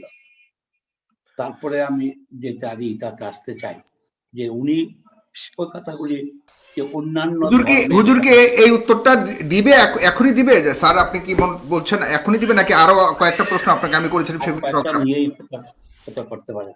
কারণ ওনার তো একটা সুবিধা আছে, উনি ওয়াইজ মাহফিল করে বেড়ান, মানুষকে হেদায়েত করে বেড়ান, খুব সুললিত ভাবে, খুব ভাবে কনভিন্সিং ওয়েতে, সেটা সেই সব একটা এইটা আমি সেই সময় যাবো না। তবে উনার এইসব প্রশ্নটা সত্যি কথাই বলেছেন। অন্যান্য ধর্মে এই হেদায়েত করে বেড়ানোর ব্যাপারটাকে স্যার আপনি কিভাবে দেখেন ব্যক্তিগতভাবে? ওটা একটা ওয়াজগুলিকে কিভাবে দেখেন? না না, আমি মনে করি অন্য কাহিনী, ওনারা অনেকগুলি, উনি তো অত্যন্ত জ্ঞানী মানুষ, লেখাপড়া, কিন্তু অনেক মৌলভী সাহেবই যেমন আরবি বলতে গিয়ে উর্দু বলতে থাকেন, একটা কল্পিত কাহিনী বলতে থাকেন। তো সেই সবের আলাপে আমরা যাবো না আজকে। আজকে আমি যেখানে যেতে চাই, যে উনি কিন্তু সঠিক বলেছেন অন্যান্য ধর্মগ্রন্থে, সেই একটা কথা হলো অন্যান্য ধর্মগ্রন্থগুলিকে খোদা দেওয়া, ওটা বিধাতা বা খোদা, ঈশ্বর, ভগবান ও তাদের প্রদত্ত না, অন্য ধর্মগ্রন্থগুলি মানুষের সৃষ্টি। এটা একটা আমার সবসময় জানার ইচ্ছা। সেটা এই হিন্দুরা কি বা অমুসলিমরা কি খোদা তৈরি করেন নাই? যদি খোদা তৈরি করবেন তাহলে এই ভিন্নতা কেন দিয়েছেন? তাদেরকে আমাদের জন্য বেহেশত নাজিলের ব্যবস্থা তাদের উনিই তৈরি করলেন অমুসলমান করে। আমি তো ইচ্ছা করে অমুসলমান হইনি, তাহলে আমার জন্য এই ব্যবস্থা কেন? এটাকে হিন্দুদের পুরো জন্মের বিষয়টা, আপনি কি হিন্দুদের কথাই বলছেন নাকি আরো অনেক অনেক ধর্ম তো রয়েছে, যে কোনোটাই, মানে অমুসলিমদের কথা যদি অমুসলিমদের কথা বলছি, অমুসলিমদের তো খোদাই তৈরি করেছেন, তাদের একটা ভিন্ন ভগবান বা ঈশ্বর করে নাই। আল্লাহর এই ইচ্ছার কারণটা কি, এটার কোনো উত্তর আছে কিনা আমি জানি না বলে আমার সবসময় আগ্রহ হয়। সেই জন্য আমি বলি যে কোনো মুসলমানের অধিকার নাই একটা অমুসলিমকে খুন করা, রায়ট করা, তাকে বঞ্চিত করা, কারণ তারাও খোদারই সৃষ্টি বলে আমি মনে করি। সে আমার আল্লাহর উপরে তার কোনো আল্লাহ নেই, তাহলে কি আরেকটা আল্লাহ আছেন যারা অমুসলমানদের বানিয়েছেন? এই বিষয়টা যদি উনি একটু করেন তাহলে ভালো হবে। আর তৃতীয়ত, যেখানে উনার সাথে আমি সম্পূর্ণ, উনি একদম প্রত্যেকটা খাঁটি কথা বলেছেন, মেয়েদের সম্পত্তির অধিকার, ভোটের অধিকার ইত্যাদি সবকিছু মুসলমানরা আগে করেছে, ইসলামের সবকিছু, এই ব্যাপারে কোনো সন্দেহ নাই, কোনো বিতর্কের প্রয়োজন নেই। কিন্তু উনি যত কথাই বলুক, আমার মেয়েটা আমার ছেলেটার সমান পাবে না, কারণ উনি যত সব দিয়েছেন এটা একটা ইমোশনাল। উনি বিজ্ঞানের কথা বললো, এটা বিজ্ঞানসম্মত না, এটা নীতিগত না। উনার যদি একটা মেয়ে থাকে, উনার সম্পত্তিটা অন্যরা পেয়ে যায়, উনার ভাইরা, এটাই বা কেন? আজকে যেখানে যে সমস্যাটা কোথায় হচ্ছে, এই সমান না হওয়ার ফলে, আমি যেটা দেখি ঢাকা শহরে একজনের বাড়ি আছে, 3টা বাড়ি আছে ধানমন্ডিতে, 3টা বাড়ি আছে। সুতরাং আমাদের ধর্মীয় মতে মেয়েটা একটা পাবে, ছেলেটা 2টা পাবে। কিন্তু ছেলেটা কি করে, এই 3 বাড়ির 3 কোণার থেকে অংশ দিয়ে দেয়। ফলে তাকে মেয়েটাকে আমি ডিপ্রাইভ করছি। এটা কখনোই হতে পারে না, নীতিগত ভাবে, বিজ্ঞান বা কথা নয়। আমার মেয়েটা কেন সমান পাবে না? আমি এটা নিয়ে একবার আলোচনা করার জন্য আল আজহার ইউনিভার্সিটি গিয়েছিলাম। সেখানে আমি যখন WHO এইসব কাজকর্ম করতাম, তো আলেকজান্দ্রিয়াতে যখন গেছি, আমি কায়রোতে গেছি, সেখানে তারা আমাকে যেটা বলেছিলেন, জ্ঞান মুক্তিরা, ওনারা বলেছিলেন যে সেই কাজে যেটা আমাদের আব্বাসী সাহেব বলেছেন, যে সময় মানুষকে মেরে ফেলা হতো, যেই সময় মেয়েকে নানা অপবাদ দেওয়া হতো, সেই জায়গায় ইসলামের চেয়ে বড় সুযোগ সুবিধা কেউ দেয়নি। এটা একদম অ্যাবসলিউটলি রাইট কথা বলেছেন। কিন্তু তখনকার দিনে ওই প্রেক্ষিত থেকে দিয়ে মেয়েকে 1 ভাগ সম্পত্তি দেওয়া বিরাট অ্যাডভান্সমেন্ট, এই ব্যাপারে কোনো সন্দেহ নেই। যেখানে মেরে ফেলা হয়তো জন্মের সাথে সাথে বা জন্মের পূর্বে, সেই জায়গায় তাকে হত্যাটাকে, এটা হত্যা বলেছে ইসলাম, অত্যন্ত অনৈতিক বলেছে। সেইটা তো করেছে তার জীবিত রাখার জন্য। উনি তো সুসুদা দিয়েই বলেছেন যে এটা সুসংবাদ, একটা কন্যার জন্ম। সেখানে সেই অবস্থায় সেই 600 খ্রিস্টাব্দের 600-650 খ্রিস্টাব্দের মেয়েদেরকে ছেলেদেরকে 2 ভাগ, ওটা হয়তো সঠিক ছিল। কিন্তু আজকের ইসলাম যেহেতু, ইসলামকে যদি এটা করে সবকিছু অপরিবর্তিত, আমার আপত্তিটা বা আমার বোঝার অসুবিধাটা হলো সবকিছু কোরআন নিয়ে আমি তর্ক করা যাবে না, কারণ আমি তো ওনার মতো পণ্ডিত মানুষরা কোরআনের করতে পারি না। আমার দাদি হাফেজ ছিলেন, উনি কোরআন মুখস্থ ছিল, আমাদের তো আমরা দুর্ভাগ্যবশত সেইটা অর্জন করিনি। সেই তর্কে আমি যেতে পারবো না, যেতে চাইও না। ধর্ম একটা আবেগের বিষয় আছে, যুক্তি। কিন্তু এই মেয়েদের সম্পত্তির ইটাকে চাই। আর দ্বিতীয়ত যে যুক্তিগুলি উনি দিয়েছেন, মেয়েরাকে দেখলেই একটা পুরুষের যৌন এটা ঠিক পুরোপুরি সাইন্টিফিক না। পুরাপুরি সাইন্টিফিক একটা আকর্ষণ জন্মাতে পারে, সুন্দরী মেয়েকে দেখেছে, কিন্তু তা বলে একবারে পাগল হয়ে যায়, এটাও সত্যি কথা না। সাইন্টিফিক্যালি ফ্রড থেকে শুরু করে কেউ বলে নাই যে এতটুকু ইয়ে হয় ওনার এটা। উনি যে একটা উদাহরণ দিয়েছেন এক ব্যক্তির, সেটা আমি দেখিনি। হতেও পারে একটা দুটা উদাহরণ দিয়ে সেটা প্রমাণিত হয় না। একটা দুটা দু চারজন উন্মাদ ব্যক্তিত্ব জন্ম হতেই পারে, উন্মাদ হতেই পারে আজকে সেখানে। তা আমি যেটা জানতে চাই, পর্দাটা কোন সনে এসেছিল, কখন? এটার সাথে রসুল্লাহর যে শেষ বিয়েটা হযরত জয়নাবের সাথে, সেই জাতীয় ঘটনার কোনো সম্পর্ক আছে কিনা মদিনাতে উনার লাস্ট ম্যারেজ? হ্যাঁ স্যার, আপনার এখান থেকে আমি আরেকটা টার্ন যাব, আমরা তৃতীয় টার্নে গিয়ে আমরা আজকের অনুষ্ঠান শেষ করব। সেকেন্ড টার্নে আমি এ পর্যায়ে চেয়েছিলাম যে রাজনীতিটাকে যুক্ত করতে, যে খেলাফত বা ইসলামিক রাজনীতি যেটা আমাদের দেশে করতে চাওয়া। উনাদের আমার মতে এখানে ধর্মকে রাখতে হবে অন্তরে, ধর্মকে রাখতে হবে মসজিদে, ধর্মকে এই করতে হবে, আমাদেরকে বিশ্বাস রাখতে হবে, আল্লাহর প্রতি বিশ্বাস, খোদার যে ভালো জিনিসগুলি বলেছে সেটাকে অনুসরণ করা। কিন্তু কেউ যদি না করে, তাকে ঘৃণা করার অধিকার আমাকে খোদা দেন নাই। সে বেহেশতে যাবে কি না যাবে সেই সব বলারও অধিকার আমার নাই, কোনো মৌলভী সাহেবেরও নাই, আমারও নাই, আলেম সাহেবদেরও নাই। এটা হলো খোদাই তার বিচার করে যার যেটা প্রাপ্য সেটা করে দেন, আখেরের দিনে করবে। কিন্তু এখন আমরা কথায় কথায় যেটাই, তারপরে হলো কি, যে জিনিসটাকে আজকে সবাই ভয় পাচ্ছে কোথায় আমি বলি, আমি কিন্তু ইসলামিক আইন কানুনকে অনেকগুলি জিনিস, অত্যন্ত ভালো জিনিস আছে ইসলামে। আমি একজন চিকিৎসক হিসাবে দেখি, আমি যখন মানুষের শরীরের দিকে তাকাই আমি আপ্লুত হয়ে যাই। খোদার সৃষ্টিটাতে একজন ব্যক্তি কোথায় কেউ বসে নিয়ন্ত্রণ করছে আমাদেরকে, এটা না বুঝে উপায় নেই। আমি যখন একজন জীববিজ্ঞানী হিসাবে, কিন্তু অনেকগুলি ব্যাপারে যেখানে আছে, এটা আমার মনে হয় কি ইমোশনালি আমাদের কাছে আলেম সাহেবরা, আরবিটা যেহেতু আমাদের ভাষা না, আমরা নিজেরা পড়তে পারি না। উনি যেমন এতগুলি অনেকগুলি সূরা পরপর বলে গেলেন, আমি তো একটাও বলতে পারলাম না। আমি সবগুলি আমি সবটা স্মরণ উনি রাখতে পারছি। সূরাও বলেননি, উনি সূরার অর্থ বলেছেন স্যার, ডেফিনেটলি, মানে রেফারেন্স দিয়ে। অর্থ বলেছেন, অনেকে আবার অর্থ ছাড়াই সূরা বলেন, সেটা আমরা এর মধ্যে আপত্তি অবশ্যই। আমি তো না করছি না, এটা আরো বেশি আনন্দের জন্য হতো আমি যদি আরবিটাকে ভালোভাবে পড়তে পারতাম। আমি এই দিনও, কালকেও আমি এক জায়গায় বলেছি যে আজকে আমাদের স্কুলে আরবি শেখানো উচিত, আজকে আরবি শেখানো উচিত ভাষা হিসাবে। তাহলে এটা একটা সুন্দর ভাষা, তাহলে আমরা এর মর্মার্থটা আরো ভালোভাবে, আর তাছাড়া আমার কর্মজীবনেও সুবিধা হতো আরবি যদি জানতাম।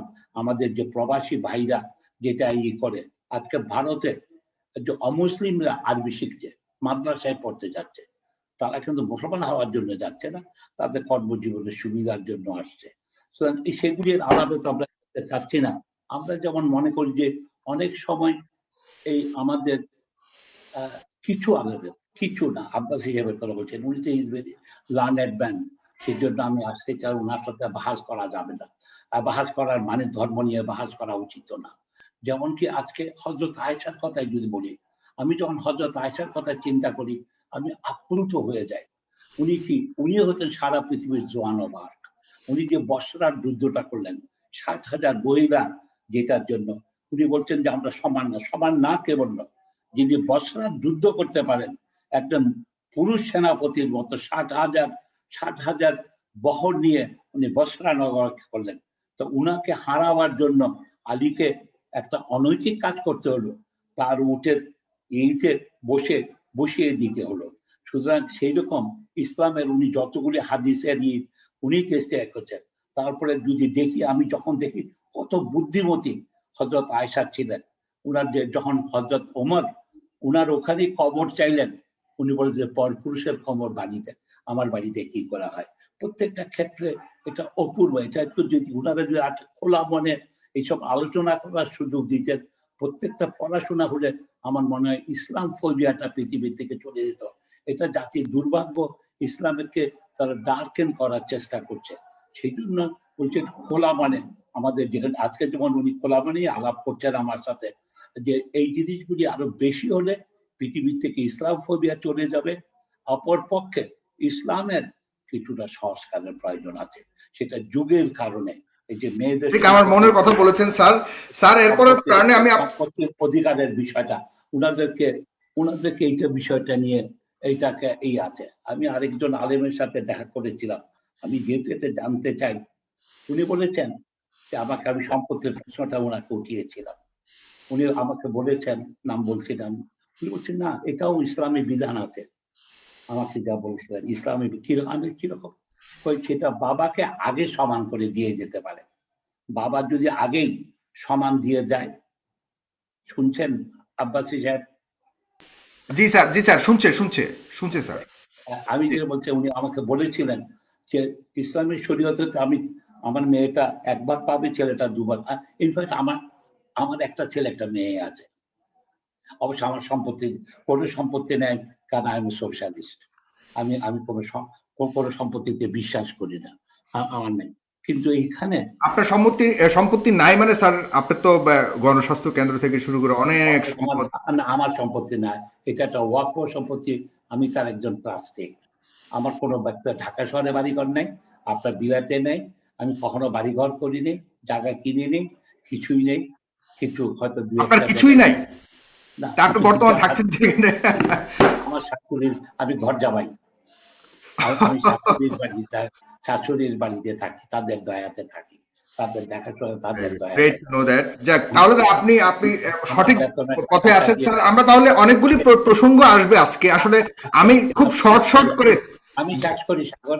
তা উনি আমাকে বললেন যে আমাদের ইসলামিক এইতে মেয়েটা একটা পাবে, ছেলেটা দুটা পাবে, কিন্তু আপনি ইচ্ছা করলে এটা শরীয়ত বিধান মোতাবেক হবে। বাবা তার জীবিতকালে ইচ্ছা করলে দুজনকে সমান ভাগে দিয়ে যেতে পারেন। এইটাই আমার মনে, এইটাই হয়তো ইসলামের যদি এইটা থাকে। উনি আমাকে এটা বলেছেন, এক আলেম, ওনার মতোই আলেম, এইটাতে। আর এটা খুব ভালো মতো এটা বলেন না কেন, এই যে ইসলামের বিরুদ্ধে যে নানা রকম অপপ্রচেষ্টা আছে, এইটার যদি উত্তরটা জানানো হয়, এটাকে প্রহিবিট করে নেয় আছে। তো ওইটা যে কথাগুলি উনি বলেছেন এগুলি তো ঠিকই আছে। এই দিকের আর কি আমার মনে হয় আমাদেরও একটু সহনশীল হওয়ার প্রয়োজন আছে ধর্মের ব্যাপারে সহনশীল হওয়ার দেখাচ্ছে। আমাদের লোকজনকে ধর্মটাকে আরো ভালোভাবে শিক্ষাদান করার প্রয়োজন। অপরপক্ষে কাউমি মাদ্রাসা থেকে প্রত্যেকটাতে বিজ্ঞান পড়ানো উচিত, অঙ্ক করানো উচিত, ইংরেজি ভাষা। আর এইদিকে আমরা যারা অন্য এইতে, আমাদের আরবি শেখানো উচিত বলে আমি মনে করি। জি, আপনি পরবর্তী টার্নে স্যার আপনার কাছ থেকে হাজরে আসওয়াদকে আপনি আমার একটা অনুষ্ঠানে আপনি মূর্তি বলে দাবি করেছিলেন, সে বিষয়ে আপনি একটু ব্যাখ্যা করবেন পরের টার্নে স্যার। আমি এই টার্নে অলরেডি এনায়েতুল্লাহ আব্বাসী হুজুরের কাছে প্রায় 10টারও বেশি প্রশ্ন আমরা করে ফেলেছি বা আপনি করেছেন। হুজুর, আপনি কিছু ব্যাখ্যা দেওয়ার ক্ষেত্রে আলেমদের এক একজনের এক এক রকম মতামত আছে। স্যার আপনি একটু আনমিউট করবেন দয়া করে। হুজুর একটু আনমিউট করবেন, আপনার ওখান থেকে একটু আনমিউট করবেন। জি হুজুর, এখন শুনতে পাচ্ছি। সাগর, জি শোনেন, আগে ডক্টর জাফরুল্লাহ সাহেবের জবাবগুলো দেওয়া উচিত। জি সেটাই করবেন, আপনি সেটাই করবেন। জি, প্রথম হচ্ছে যে ডক্টর জাফরুল্লাহ সাহেব বলেছেন যে বৈজ্ঞানিক তথ্য আমি যা দিয়েছি তা ওনার সবটুকুন বিশ্বাস হয় না। উনি তো অনেক পুরানকালে বিজ্ঞান পড়েছে, আমরা তো এখন পড়ি। এই যে আমার হাতে অক্সফোর্ডের থিসিস দেখতে পাচ্ছেন, যেখানে man vs woman, physical and psychological and biological differences between man and woman। Cambridge বিশ্ববিদ্যালয়ের একজন বিজ্ঞান বিভাগের প্রফেসরের থিসিসকে যদি উড়িয়ে দেওয়া হয়, সেটার ব্যাপারে আমি কিছু বলতে চাই না। দ্বিতীয় যে বিষয়টি এসেছে যে উনি সম্পদের ব্যাপারে উনি মেনে নিতে পারছেন না, বিষয়টা তো স্পষ্ট। কোরআন হাদিসের কথা মানা না মানা এটা কারো ব্যক্তিগত বিষয়, আমরা কাউকে চাপিয়ে দিব না। আমি আগেই বলেছি, মহাসত্যের সর্বোচ্চ মানদণ্ডে উত্তীর্ণ হচ্ছে কোরআন। কেউ যদি না বুঝে, মানুষকে আল্লাহ বুঝার মতো ক্ষমতাই বা কতটুকু দিয়েছেন? মানুষ যা কিছু দেখে বুঝে তার পঞ্চ ইন্দ্রিয় দিয়ে। পঞ্চ ইন্দ্রিয় চক্ষু, জাফরুল্লাহ সাহেবের চক্ষুর ক্ষমতাই বা কতটুকু, কানের ক্ষমতা কতটুকু, আমার চোখের ক্ষমতা কতটুকু? আমরা খালি চোখে 21 মাইল দেখতে পাই, আমরা কানে কতটুকু শুনি? আমরা শুনি যেই শব্দের কম্পাঙ্ক সেকেন্ডে 20,000-এর বেশি তা শুনি না, যে শব্দের কম্পাঙ্ক সেকেন্ডে 20-এর কম তাও শুনি না। আমরা এই ক্ষুদ্র পঞ্চেন্দ্রিয় নিয়ে বিজ্ঞান চর্চা করে কোরআন কারিমের কোনো কিছু নিয়ে সন্দেহ করাটা নির্বুদ্ধিতা ছাড়া কিছুই হবে না। আল্লাহ তাআলা যে অর্ধেক দিয়েছেন সম্পদ শুধু পিতার প্রাপ্ত সম্পদে মেয়েকে, সেটা মেয়েকে যেটা দিয়েছেন আল্লাহ তাআলা এটাই যৌক্তিক, এটাই বৈজ্ঞানিক, সামাজিক, রাজনৈতিক সকল মানদণ্ডে উত্তীর্ণ। কারণ মেয়েকে খরচ করার কোনো নির্দেশ নেই। পুরুষকে আল্লাহ যে সম্পদ ডবল যদি দিয়েছেন একলা তার উপর থাকে, আল্লাহ ফরজ সে করে মেয়ে দিয়েছেন। যদি বিয়ে না, মেয়েটা আল্লাহ, যদি আমি বিয়ে না শেষ হয়, করি, জি জি জি মহোদয় আমি তাহলে কি শেষ হবে? করি, আমি আপনার কথা শুনেছি, এখন আমি বলি আপনি একটু শুনুন। পুরুষকে আল্লাহ দিয়েছেন, ডবল দিয়েছেন একটি খাতে, কিন্তু খরচের দায়িত্ব সমস্ত পুরুষকে দিয়েছেন। মেয়েটি আবার তার স্বামীর ঘরে যাচ্ছে, সেখানে স্বামীর 2 আনা অংশ সে পাচ্ছে, সে তার আত্মীয় স্বজনের অংশ পাচ্ছে। মোটির উপর মেয়েটির সম্পূর্ণ ভরণ পোষণের দায়িত্ব তার স্বামীর, কিন্তু সে যে সম্পদ পেয়েছে তার সবটুকুন তাকে আল্লাহ তাআলা এক্সট্রা দিয়েছেন, এবং সেই সম্পদে স্বামীর কোনো হস্তক্ষেপ চলবে না। সকল বিচার মানদণ্ডে আল্লাহ তাআলার সিদ্ধান্তটাই সবচেয়ে উত্তম এবং সঠিক। বুঝতে না পারা সেটা আমাদের ব্যর্থতা। কয়েকটি প্রশ্ন তিনি করেছেন, সেটা হলো আমাদের হযরত জয়নবের যে বিষয়টি এসেছে, প্রথম প্রশ্ন হচ্ছে পর্দা নাজিল করেছেন সূরা আহজাবে। আল্লাহ তাআলা বলেন ওয়াকারনা ফি বুয়ুতিকুন্না ওয়ালা তাবাররাজনা তাবাররুজাল জাহিলিয়াতিল উলা। এই আয়াতের মাধ্যমে আল্লাহ তাআলা পর্দাকে ফরজ করেছেন। সূরা আহজাব 22 নম্বর পারা 33 নম্বর সূরা, আয়াত নাম্বার হচ্ছে 33, এবং এটা ফরজ করা হয়েছে 3য় হিজরিতে, যা তাফসীর রুহুল মাআনিতে এসেছে। এবং আল্লাহ রাব্বুল আলামিন পর্দার ব্যাপারে আরো বিস্তারিত আলোচনা করেছেন সূরা নূরে 18 পারা 24 নম্বর সূরা, সূরা আন-নূর। আল্লাহ তাআলা 31 নম্বর আয়াতে বলেন ওয়াকুল্লিল মুমিনাতি ইয়াগদুদ্দা মিন আবসারিহিন্না ওয়া ইয়াহফাযনা ফুরুজাহুন্না ওয়া লা ইউবদিনা যিনাতাহুন্না ইল্লা মা যাহারা মিনহা ওয়াল ইয়াদরিবনা বিখুমুরিহিন্না আলা জুয়ুবিহিন্না। এই আয়াতের মাধ্যমে মহিলাগণ কি কি অঙ্গ ঢেকে বাইরে বের হবে, ঘরে না, সেই বিষয়টি আল্লাহ তাআলা ব্যাখ্যা করে দিয়েছেন। এবার আসুন, ডক্টর জাফরুল্লাহ সাহেব বলেছেন হযরত জয়নবের কথা জানতে চেয়েছেন তিনি, এর বেশি কিছু তিনি প্রশ্ন করেননি। মূলত পৃথিবীতে যারা সংশয়বাদী অবিশ্বাসী, তারা ইংরেজদের কিছু বিকৃত ইতিহাসকে পুঁজি করে ইসলামের বিপক্ষে মিসআন্ডারস্ট্যান্ডিং বা তথ্য সন্ত্রাস করছে। আমাদের দেশে অনেক বুদ্ধিজীবী যারা শিক্ষিত হওয়ার পরও সে মিসআন্ডারস্ট্যান্ডিং এর শিকার হয়ে গিয়েছে। যেমন ঐতিহাসিকদের মধ্যে একজন মুনাফিক ছিল, তার নাম ওয়াকেদি। সে কোরআন কারীম ও হাদিসের ক্ষেত্রে যে ব্যাখ্যা দিয়েছে, মুসলিম সমস্ত মুহাদ্দিসগণ তা প্রত্যাখ্যান করেছেন। অনেকেই বলেন ওয়াকিদির সাথে ইহুদি কানেক্টিভিটি ছিল। পরবর্তীতে আধুনিক কালে আব্দুল ফাদি নামে এক ব্যক্তি, যে ছিল খ্রিস্টান, কিন্তু মুসলিম নাম ধারণ করে সে অনেক বই লিখেছে ইসলামের পক্ষে, কিন্তু পক্ষে লিখে সে মধুর সাথে বিষ মিশিয়েছে মুসলমানদের মধ্যে সংশয় এবং সন্দেহ সৃষ্টি করার জন্য। আর ইংরেজ বা পশ্চিমা ঐতিহাসিকরা সবসময় ইসলামের ইতিহাসকে বিকৃত করেছে। আমি কয়েকটা উদাহরণ দিচ্ছি। গণিত শাস্ত্রের জনক জাবির ইবনে হাইয়ান, কিন্তু পশ্চিমা ঐতিহাসিকরা হিংসা ও বিদ্বেষের বশবর্তী হয়ে নামটা বিকৃত করেছে, মিস্টার জিবার নাম দিয়েছে তার, যেন পরবর্তী পৃথিবীর মানুষ না বুঝে যে গণিত শাস্ত্রের জনক একজন মুসলিম। ইসলামী সভ্যতার আলো ইউরোপ আমেরিকায় ছড়িয়েছে স্পেনে মুসলিমদের শাসনের মাধ্যমে। স্পেন জয় করেছেন হযরত ওনার নাম হচ্ছে তারেক। তিনি মরক্কোর যে অংশ দিয়ে স্পেন গিয়েছে সেটার নাম ইতিহাসে এসেছে জাবাল আত-তারেক, কিন্তু পশ্চিমা ঐতিহাসিকগণ সেটা বিকৃত করে নাম দিয়েছে জিব্রাল্টার। এটা হচ্ছে ইসলামের প্রতি তাদের বিদ্বেষ, যেন মুসলিমদের মাধ্যমে ইউরোপ আমেরিকা সভ্যতা শিখেছে, সেই ইতিহাসকে ঢেকে দেবার জন্য পশ্চিমারা ইতিহাসকে বিকৃত করেছে। শুধু তাই নয়, রসায়নের জনক ইমাম আল কামি রাহমাতুল্লাহ, তার নামটি ইংরেজরা পরিবর্তন করে রেখেছে ক্যামি। এভাবে যুগ হাজার বছর আগ থেকে অমুসলিমরা ইসলামের ইতিহাসকে বিকৃত করেছে। হযরত জয়নব রাদিয়াল্লাহু তাআলা আনহুর যে ঘটনাটা, ইহুদিদের দোসর বা ইসলামের শত্রু মুনাফিকরা ভুল তাফসীর লিখেছে, আমরা সেই জীবাণুতে আক্রান্ত হয়ে আজকে ইসলাম সম্পর্কে ভুল ধারণা পোষণ করছি। হযরত জয়নবের ঘটনা কি তা তাফসীরে এসেছে, সহিহ হাদিসে এসেছে, সূরা আহজাবে এসেছে। ঘটনাটার মূলটা আমি বলে দিচ্ছি 1 মিনিটে। আল্লাহ রাসূল মুহাম্মদ সাল্লাল্লাহু আলাইহি ওয়াসাল্লামের মাধ্যমে আল্লাহ তাআলা নবুয়ত ও রিসালাতের দরজা চিরতরে বন্ধ করে দিয়েছেন। আপনারা জানেন আল্লাহ রসুল সাল্লাল্লাহু আলাইহি ওয়াসাল্লামের 4 জন ছেলে সন্তান ছিল, কিন্তু একজন ছেলে সন্তানকেও আল্লাহ তাআলা প্রাপ্ত বয়স্ক হতে দেননি। কেন দেননি? আল্লাহ কোরআন করিম সূরা আহজাবে স্পষ্ট করে দিয়েছেন 40 নম্বর আয়াতে, মা কানা মুহাম্মাদুন আবা আহাদিম মির রিজালিকুম ওয়ালাকির রাসূলুল্লাহি ওয়া খাতামান নাবিয়্যিন।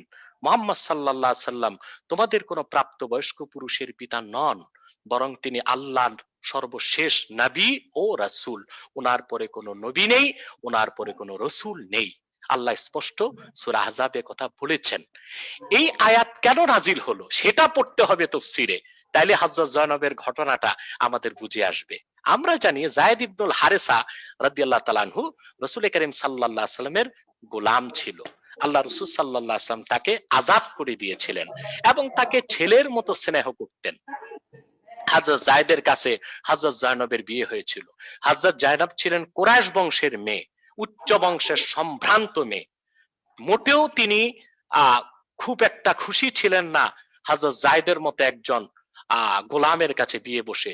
কিন্তু রাসূল করিম সাল্লাল্লাহু আলাইহি সাল্লাম, ইসলামে কোনো শ্রেণীবিন্যাস নেই, কোনো ক্লাসিফিকেশন নেই, কোনো সাদা নাই কালো নেই, কোনো বংশমর্যাদার মূল্য নেই। তার জন্য কুরাইশ বংশের মেয়ে হযরত জয়নবকে, হযরত যায়েদকে কুরাইশরা মনে করত আল্লাহ রাসূলের ছেলে। আল্লাহ রাসূল সাল্লাল্লাহু আলাইহি সাল্লামের ঔরসজাত প্রত্যেক ছেলে সন্তানকে আল্লাহ তাআলা তুলে নিয়েছেন। একটি কথা যে আমার নবী মুহাম্মদ সাল্লাল্লাহু আলাইহি ওয়াসাল্লাম শেষ নবী।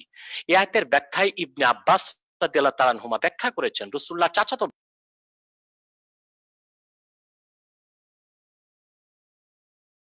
আখতিম বিমুহাম্মাদিন সাল্লাল্লাহু আলাইহি ওয়াসাল্লামের নবুওয়া লা জাআলতু লাহু ইবনান ইয়াকুনু বাদাহু নবী। আল্লাহ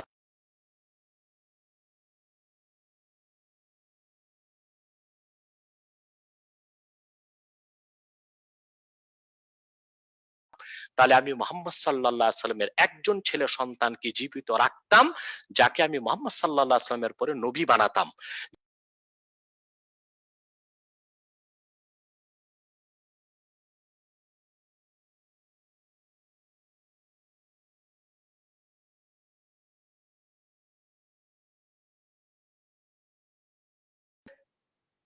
কোন পালিত পুত্র নয়, ছেলে নয়। মুখে বলা ছেলে কোনোদিন ছেলে হতে পারে না, তা প্রমাণ করার জন্যই পরবর্তী ঘটনাগুলো হয়েছে। হযরত যায়েদের সাথে হযরত জায়নবের বিবাহ ছিন্ন হয়েছে এবং হযরত জায়নবের মনে কষ্ট ছিল। হযরত জায়নবের পক্ষ থেকে রাসূলুল্লাহর কাছে প্রস্তাব করা হলো। হযরত যায়েদ নিজ মনে খুশি মনে সেপারেশনকে মেনে নিয়েছেন। পরবর্তীতে রাসূল করিম সাল্লাল্লাহু আলাইহি ওয়াসাল্লাম হযরত জায়নবকে বিয়ে করেছেন। এটা একটি স্পষ্ট বিষয়, সুস্পষ্ট ইতিহাস, যা হাদিস শাস্ত্রে স্পষ্ট রেফারেন্সের সাথে এসেছে, কোরআন কারীমের সমস্ত নির্ভরযোগ্য তাফসীরের মধ্যে এসেছে। এই ইতিহাসটিকে ইহুদি ও তাদের সাথে কানেক্টিভিটি আছে যারা, তারা বিকৃত করার চেষ্টা করেছে। আল্লাহ তাআলা হযরত জায়নবের বিয়ের মাধ্যমে এটাই প্রমাণ দিয়েছেন যে মুহাম্মদ সাল্লাল্লাহু আলাইহি ওয়াসাল্লামের কোনো ছেলে সন্তান নেই। যায়েদ, যেটাকে মুখ বলা ছেলে সন্তান বলা হতো, সে ছেলে সন্তান নয়। এটা হচ্ছে আল্লাহ তাআলার মাকসাদ। তারপর আমাদের সম্মানিত গণস্বাস্থ্যের পরিচালক ডক্টর জাফর সাহেব বলেছেন মায়েশা রাদিয়াল্লাহু তাআলা আনহার কথা। এখানেও ইতিহাস বিকৃত হয়েছে। মায়েশা রাদিয়াল্লাহু তাআলা আনহা যুদ্ধের নেতৃত্ব দেননি। খোলাফায়ে রাশিদিনের ক্ষেত্রে কি হয়েছে, ইতিহাস কি বলে? আমরা কাদের ইতিহাস পড়ি? মিস্টার হিট্রির ইতিহাস পড়ি। মিস্টার হিট্রি ছিল ইংরেজ, তার ইতিহাস পড়বো কেন?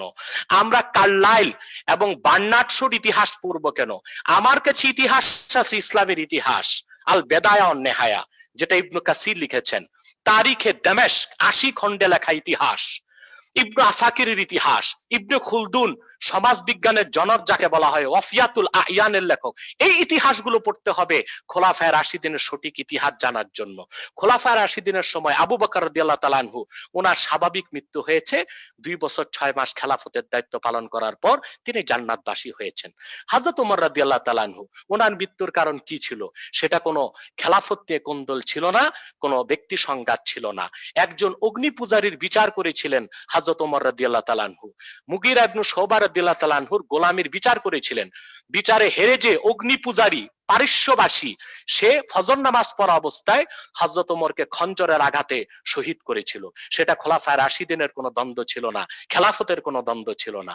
হযরত ওমরকে হত্যাকারীকে ধরতে যে মসজিদ নববীতে 7 জন সাহাবী আততায়ীর হাতে নিহত হয়েছিল। পরবর্তীতে ক্ষমতায় খেলাফতের দায়িত্ব নিয়েছেন হযরত ওসমান রাদিয়াল্লাহু তাআলা আনহু। তিনি দায়িত্ব নেওয়ার পর হযরত ওমরের যুগে এক ইহুদি নেতা মুসলমান হয়েছিল, তার নাম হচ্ছে আব্দুল্লাহ বিন সাবা। মূলত সে ছিল মুনাফিক, অর্থাৎ বাহ্যিক মুসলমান হয়েছিল, মূলত সে মুসলিম হয়নি। পরবর্তীতে সিনাই উপত্যকা, মিশরের সিনাই উপত্যকাতে যে আব্দুল্লাহ বিন সাবা একটি ইহুদিদের নিয়ে দল গঠন করেছিল, যাকে ইতিহাসে বলা হয়েছে সাবাই চক্র। এই সাবাই চক্র মদিনা মুনাওয়ারাতে তাদের তৎকালীন বিভিন্ন গোয়েন্দা দালাল, তাদের দোসরদের মাধ্যমে হযরত ওসমান রাদিয়াল্লাহু তাআলা আনহুর বিরুদ্ধে একটি ভুল ধারণা আরবে সৃষ্টি করেছিল, বিশেষ করে আরবের মূল মদিনাতুল মুনাওয়ারাতে। তখন কিছু মুসলমান বিদ্রোহের কারণে হযরত ওসমান রাদিয়াল্লাহু তাআলা আনহুর বিরোধিতা করেছিল। হযরত ওসমান রাদিয়াল্লাহু তাআলা আনহুর বাড়ি 22 দিন ঘেরাও করে রাখা হয়েছিল। কি মুসলমানের কি দাবি ছিল? আব্দুল্লাহ বিন সাবা, ইহুদি সাবাই চক্র এটাই প্রচার করেছিল মুসলমানদের কাছে যে হযরত ওসমান রাদিয়াল্লাহু তাআলা আনহু সঠিকভাবে খেলাফতের দায়িত্ব পালন করছেন না। মুসলমানরা তখন জবাবদিহিতার জন্য হযরত ওসমানের অপসারণ চেয়েছিল, হযরত ওসমানকে অবরুদ্ধ করেছিল। হযরত আলী রাদিয়াল্লাহু তাআলা ওনার 2 সন্তান হাসান হোসেনকে তরবারি দিয়ে হযরত ওসমানের দরজায় দাঁড় করিয়ে দিয়েছিলেন, তোমাদের জীবন থাকতে যেন হযরত ওসমানের কোনো ক্ষতি না হয়। পিছন দিক থেকে বিদ্রোহীরা এসে হযরত ওসমানকে শহীদ করেছিল। হযরত ওসমানের শাহাদাতকে কেন্দ্র করে হযরত আলী এবং দামেস্কের শাসক হযরত মুয়াবিয়ার সংঘাত শুরু হয়েছিল। হযরত মুয়াবিয়া রাদিয়াল্লাহু তাআলা আনহু মিসআন্ডারস্ট্যান্ডিং ছিল, তার ভুল বুঝাবুঝি ছিল। সাবাই চক্র এখন যেমন ইহুদিরা সারা পৃথিবীতে ইসলামের বিরুদ্ধে ইসলাম ফোবিয়া ছড়াচ্ছে, মিসআন্ডারস্ট্যান্ডিং করছে, সকল চ্যানেল তো তাদের হাতে। তাদের যে পূর্বপুরুষ ছিল আব্দুল্লাহ বিন সাবা, আব্দুল্লাহ বিন উবাই, তারাও ছিল এরকম কুচক্রী। তারা মিথ্যাটা বারবার বলতো যেন মানুষের মধ্যে বিভ্রান্তি সৃষ্টি হয়। তো মদিনা মুনাওয়ারা থেকে দামেস্কের দূরত্ব ছিল 15 দিনের। সাবাই চক্র সেখানেও যে হযরত মুয়াবিয়াকে ভুল বুঝিয়েছিল যে হযরত ওসমান রাদিয়াল্লাহু তাআলা আনহুর মৃত্যুর বিচার হযরত আলী কেন করছেন না, হযরত আলী কেন করেননি। ইতিহাস তার প্রমাণ দিয়েছে যে হযরত আলী রাদিয়াল্লাহু তাআলা আনহু মুসলিম খেলাফতের মধ্যে যে উত্তেজনা বিরাজ করছিল, যে ফিতনা ছিল, তিনি তা দমনের পর হযরত ওসমানের বিচার, যারা হত্যার সাথে জড়িত তাদের বিচারের কথা বলেছিলেন। কিন্তু ভুল বুঝার কারণে হযরত মুয়াবিয়ার সাথে হযরত ওসমান আলী রাদিয়াল্লাহু তাআলা আনহুর যুদ্ধ হয়েছে। আম্মাজান হযরত আয়েশা রাদিয়াল্লাহু তাআলা আনহা তখন পক্ষ নিয়েছিলেন হযরত ওসমান রাদিয়াল্লাহু তাআলা আনহুর, পক্ষ নিয়েছিলেন হযরত মুয়াবিয়ার। কিন্তু হযরত আলী রাদিয়াল্লাহু তাআলা আনহু হযরত আয়েশা রাদিয়াল্লাহু তাআলা আনহার সাথে কোনো দুর্ব্যবহার করেননি, বরং আব্দুল্লাহ বিন আব্বাসকে পাঠিয়ে আম্মাজান হযরত আয়েশাকে পুরো ব্যাখ্যা দেওয়ার পর আয়েশা রাদিয়াল্লাহু তাআলা আনহা তিনি মদিনা মুনাওয়ারাতে ফিরে এসেছিলেন এবং হযরত আয়েশা রাদিয়াল্লাহু তাআলা আনহার নিরাপত্তার জন্য হযরত আলী 250 সাহাবীকে সঙ্গে দিয়েছিলেন, যেন সসম্মানে হযরত আয়েশা রাদিয়াল্লাহু তাআলা আনহাকে মদিনাতুল মুনাওয়ারাতে পৌঁছিয়ে দেওয়া হয়। আম্মা জান আয়েশা রাদিয়াল্লাহু তাআলা আনহা সেখানে যুদ্ধে নেতৃত্ব দেননি, বরং তিনি সমর্থন জ্ঞাপন করার জন্য গিয়েছিলেন। সেটা নারী নেতৃত্বকে সাব্যস্ত করেন না। দ্বিতীয়, নারী নেতৃত্বকে তিনি যে প্রমাণ করতে চাচ্ছেন, আল্লাহ রাসূল সাল্লাল্লাহু আলাইহি ওয়াসাল্লাম কি বলেছেন নারী নেতৃত্বের ক্ষেত্রে, সেটা তো আমাদের বুঝে থাকা দরকার। আল্লাহ রাসূল সাল্লাল্লাহু আলাইহি ওয়াসাল্লাম নারী নেতৃত্বের ক্ষেত্রে কুফলতার কথা বলেছেন। কুফলতা অর্থাৎ পুরুষ নেতৃত্বে যে সফলতা আসবে, নারী নেতৃত্বে সেই সফলতা আসতে পারে না, সেটা হাদিসের অর্থ। যেটা আবু দাউদের মধ্যে এসেছে, রাসূল করিম সাল্লাল্লাহু আলাইহি ওয়াসাল্লাম ইরশাদ করেছেন, লা ইউফলিহা কওমুন ওয়াল্লাউ আমরাহুম ইমরাতান, যে জাতি তাদের শাসন ব্যবস্থার দায়িত্ব, রাষ্ট্র পরিচালনার দায়িত্ব নারীকে দিবে, সেই জাতি পুরোপুরি সফলতা কখনো লাভ করবে না। আল্লাহ রাসূলের এই হাদিসের বাস্তবতা দেখতে হলে আমেরিকাকে দেখেন। আমেরিকাতে ডেমোক্রেসি, গণতন্ত্রের বয়স 240 বছর পার হয়েছে। মিস্টার জো বাইডেন 46তম প্রেসিডেন্ট। যেই আমেরিকা সারা দুনিয়ায় নারীবাদী আন্দোলন করছে, নারী পুরুষের সমান অধিকার চাচ্ছে, 240 বছরের ইতিহাসে আমেরিকা একজন নারীকে প্রেসিডেন্ট কেন বানালো না? 46 জন প্রেসিডেন্টকে ক্ষমতায় বসিয়েছে, সব পুরুষকে। কারণ তারা মনে প্রাণে জানে মুহাম্মদ সাল্লাল্লাহু আলাইহি সাল্লাম 1500 বছর আগে যা বলেছেন তা মহাসত্য। সেজন্য তারা গোপনে হলেও আল্লাহ রাসূলের রাজনৈতিক আদর্শকে রাষ্ট্রীয়ভাবে গ্রহণ করেছে। কোন নারীকে আমেরিকাতে প্রেসিডেন্ট হতে দেয়নি 240 বছরের ইতিহাসে। 46 জন প্রেসিডেন্ট বসিয়েছে, নারীকে প্রেসিডেন্ট বানায় নাই। আল্লাহ রসুলের একটি হাদিস মানার কারণে এখনো আমেরিকা সফলভাবে বিশ্বকে নেতৃত্ব দিচ্ছে।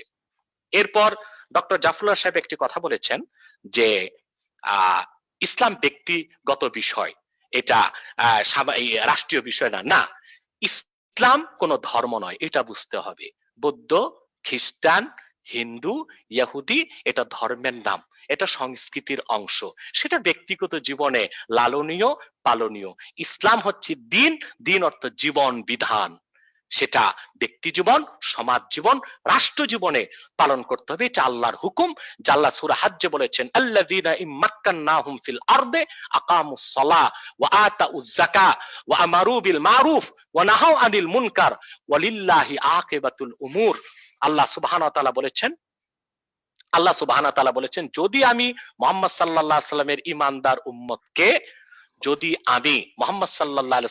ঈমানদার উম্মতকে রাষ্ট্র ক্ষমতার মালিক বানাই, রাষ্ট্রীয়ভাবে তারা নামাজ কায়েম করবে, যাকাত আদায় করবে, সৎ কাজে আদেশ করবে, অসৎ কাজে বাধা দিবে। সাগর, আপনি একটি প্রশ্ন করেছিলেন যে হিন্দু, বৌদ্ধ, ইহুদি, খ্রিস্টান তারাও তো আল্লাহর সৃষ্টি। একটু শর্ট করে যদি সবগুলোর উত্তর দেন হুজুর, তাহলে আমরা অন্যান্য আমি সবগুলোর উত্তর দিচ্ছি। লাস্ট কথাটা আমি শুনবো। তবে সবগুলো উত্তর দিচ্ছি, কিন্তু আমাদের সম্মানিত জাফরুল্লাহ মহোদয় সাহেব ধৈর্য ধরবেন কিনা আমি জানি না। উনি মানে অনেকক্ষণ বসে থাকতে পারেন না তো, প্রায় 1.5 ঘন্টা হয়ে গেছে। আপনি যে একটু অন্যান্য চলে যাবেন।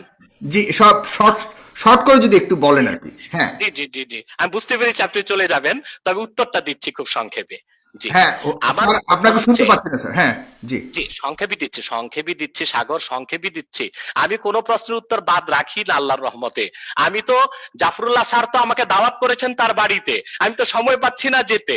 আমি তো চা খেতে যাবো ওনার বাসায়, আর আমি দরবার শরীফে আনবো ওনাকে চা খাওয়ার জন্য, আরো অনেক কিছু খাওয়ার জন্য ইনশাআল্লাহ।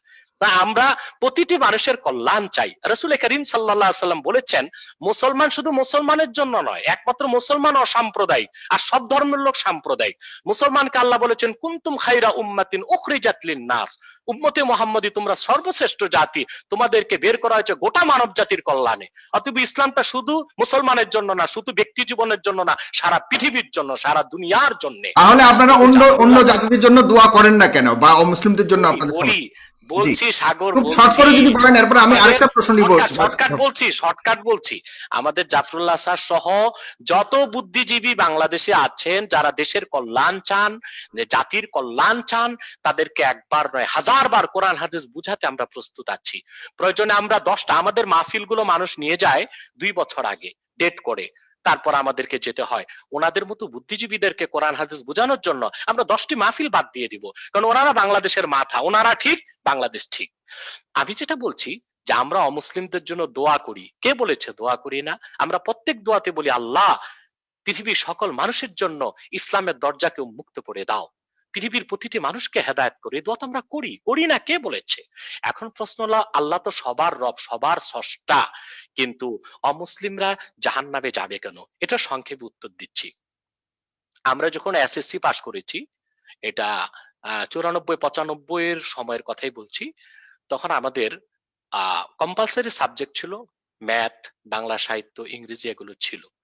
আরেকটা ছিল অপশনাল সাবজেক্ট। বাংলাদেশে তখন কম্পিউটার মাত্র এসেছে, কম্পিউটার সায়েন্স নামে একটা বই পড়তাম আমরা 250-320 পৃষ্ঠার। এটাতে যারা ফেল করেছে এই সাবজেক্টে, তাদের সবাইকে টেস্টে অ্যালাউ করা হয়েছে এবং তারা এসএসসি পরীক্ষা আমাদের সাথে দিয়েছে। কিন্তু এসএসসি পরীক্ষায় যারা এই কম্পালসারিতে ফেল করেছিল অপশনালে, তাদেরকেও প্রমোশন দিয়ে দেওয়া হয়েছে। কিন্তু আমাদের সাথে যারা ম্যাথে, ইংরেজিতে ফেল করেছিল, তারা ইন্টারমিডিয়েটে ভর্তি হতে পারে নাই, তারা প্রমোশন পায়নি। আসলে প্রত্যেকটা মানুষ আল্লাহর বান্দা, আর পৃথিবীটা পরীক্ষার একটা জায়গা। আল্লাহ 2টো সাবজেক্ট রেখেছেন, ওই 2 সাবজেক্টে পাশ করলে জান্নাত যাওয়া যাবে। সে যেই কোনো লোক হোক, যেই কোনো বংশের হোক, গোত্রের হোক, বর্ণের হোক, 2টো সাবজেক্টে তাকে পাশ করতে হবে। একটি হচ্ছে ঈমান, আর একটি হচ্ছে আমল।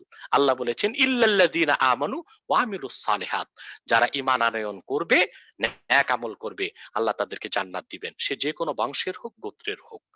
আর যদি এই সাবজেক্টে ফেল হয়ে যায়, তাহলে সে জান্নাতে যেতে পারবে না। আমরা এই ব্যাপারে ক্লিয়ার হয়েছে স্যার। আপনি জি স্যার, আপনি আনমিউট করবেন। জি, আল্লাহ রাসূল সাল্লাল্লাহু আলাইহি ওয়াসাল্লামের হাদিস আছে, জাফরুল্লাহ স্যার একটু আনমিউট করবেন। আল্লাহ রাসূল সাল্লাল্লাহু আলাইহি ওয়াসাল্লাম ইরশাদ করেছেন, কুল্লু মাউলুদিন ইউলাদু আলাল ফিতরা ফাআবাওয়াহু ইউহাউইদানিহি আও ইউনাসসিরানিহি আও ইউমাজ্জিসানিহি। প্রতিটি মানুষ, কি মুসলিম, কি হিন্দু, কি বৌদ্ধ, কি খ্রিস্টান, জন্মনেই মুসলিম হিসেবে। আল্লাহ কারোর সাথে বেইনসাফ করেন না, তার জন্মটা মুসলিম হিসেবে হয়। তার পিতা মাতা হয় তাকে ইহুদি বানায়, না খ্রিস্টান বানায়, না অগ্নি পূজারী বানায়। কিন্তু পৃথিবীতে আল্লাহ তাআলা গাইডলাইন দিয়েছেন কোরআন। আল্লাহ কোরআনে বলেছেন, ইন্না খালাকনাল ইনসানা মিন নুতফাতিন আমশাজ, জি, আমি বিস্তৃত বীর্য থেকে মানুষকে তৈরি করেছি। তারপর জি, আল্লাহ বলেন, যেতে হবে। আমি মানুষকে হেদায়েত করেছি, হয় জি। সে হেদায়েতকে গ্রহণ করবে আর কিংবা আমরা গ্রহণ করবে না। সুন্দর সুন্দর সুন্দর, আমরা খুব সুন্দরভাবে এটার উত্তরটা জেনেছি। স্যার, আপনার লাস্ট 2 মিনিট যে আপনি যদি একটু স্যার বলেন, হাজরে আসওয়াদ সম্পর্কে আপনি একটু মন্তব্য করেছিলেন, যে বিষয়টা আমরা যেহেতু খুবই রিলেভেন্ট। ওটা নিয়ে এখন সময় নেই। আমি দুটা ছোট প্রশ্নের উত্তর জানতে চাই। জি, আমাদের এখানে সম্প্রতি 2 বিচারক বলেছেন যে মেয়েরা নিকাহ রেজিস্টার হতে পারবে না, কারণ ওনাদের মাসিক হয়। এই ব্যাপারে ধর্মের বিধান কি? ম্যারিজ রেজিস্টার হতে পারবে না আমাদের মহিলারা, এমনকি লেখাপড়া আলেম পাশ করেও না। এই ব্যাপারে আপনার মতামতটা কি? আর দ্বিতীয়তটা আমি যেটা জানতে চাই হলো, রাসূলুল্লাহর স্ত্রীদের কি পুনর্বিবাহ অ্যালাউড আছে কি নাই? আচ্ছা, এই দুটোর উত্তর দিচ্ছি। সাগর, আপনি ওপেন করেন। প্রথম, বিচারকরা বাংলাদেশে যে রায় দিয়েছেন মহিলারা ম্যারিজ রেজিস্টার হতে পারবে না, না, ম্যারিজ রেজিস্টার হবার জন্য ঋতু হওয়া না হওয়ার কোনো বিষয় না। মহিলারা যদি অন্য চাকরি বাকরি পেতে পারে, ম্যারিজ রেজিস্ট্রারির চাকরিও পেতে পারবে, এতে তেমন কোনো সমস্যা নেই। কিন্তু সামাজিক প্রতিবন্ধকতা সৃষ্টি হতে পারে, সেটা একটা ভিন্ন বিষয়। কারণ মহিলারা সব জায়গায় যেতে পারবে না, বিয়ে রাতে হয় দিনে হয়। ম্যারিজ রেজিস্টার হলে তো তাকে রাতও দৌড়িয়ে দৌড়িয়ে যেতে হবে মানুষের বাড়িতে। সে তো দারোগা পুলিশ হইতে পারবে, বিমানিক হতে পারবে, আর ম্যারিজ রেজিস্টার হতে পারবে না। এটা কোনো যুক্তির কথা হলো? না, আমি নিষেধ করছি না, আমি নিষেধ করছি না। একটা হচ্ছে হুজুর অনুমোদন, বলছেন হতে আরেকটা পারবে। হচ্ছে নির্দেশ, আরেকটা হচ্ছে উৎসাহ। কোনো অনুমোদন সব এক সামাজিক জিনিস। না, দ্বিতীয়, আচ্ছা, রাইট, দ্বিতীয় যে প্রশ্ন করেছেন আচ্ছা, আল্লাহ আচ্ছা, রসুলের স্ত্রীদের ব্যাপারে, আল্লাহ রসুলের পুনর্বিবাহ। স্ত্রীদের ব্যাপারে জি। না, কেন হবে না? পুনর্বিবাহ মানে 1500 বছর আগে আল্লাহ রসুল নবী মুহাম্মদ সাল্লাল্লাহু আলাইহি সাল্লামের আল্লাহর কাছে চলে যাওয়ার পরে আম্মাজান যারা স্ত্রী ছিলেন ওনাদেরকে বিয়ে করা আল্লাহ হারাম করে দিয়েছিলেন। কারণ আল্লাহ কোরআনে বলেছেন, আন-নাবিয়্যু আল্লাহ বলেছেন, আন-নাবিয়্যু আওলা বিল মুমিনিনা মিন আনফুসিহিম ওয়া আজওয়াজুহু উম্মাহাতুল লাহুম। মুহাম্মদ সাল্লাল্লাহু আলাইহি সাল্লাম তোমাদের নিকট তোমাদের জীবনের চেয়ে অধিক প্রিয়, আর ওনার স্ত্রীগণ তোমাদের মা।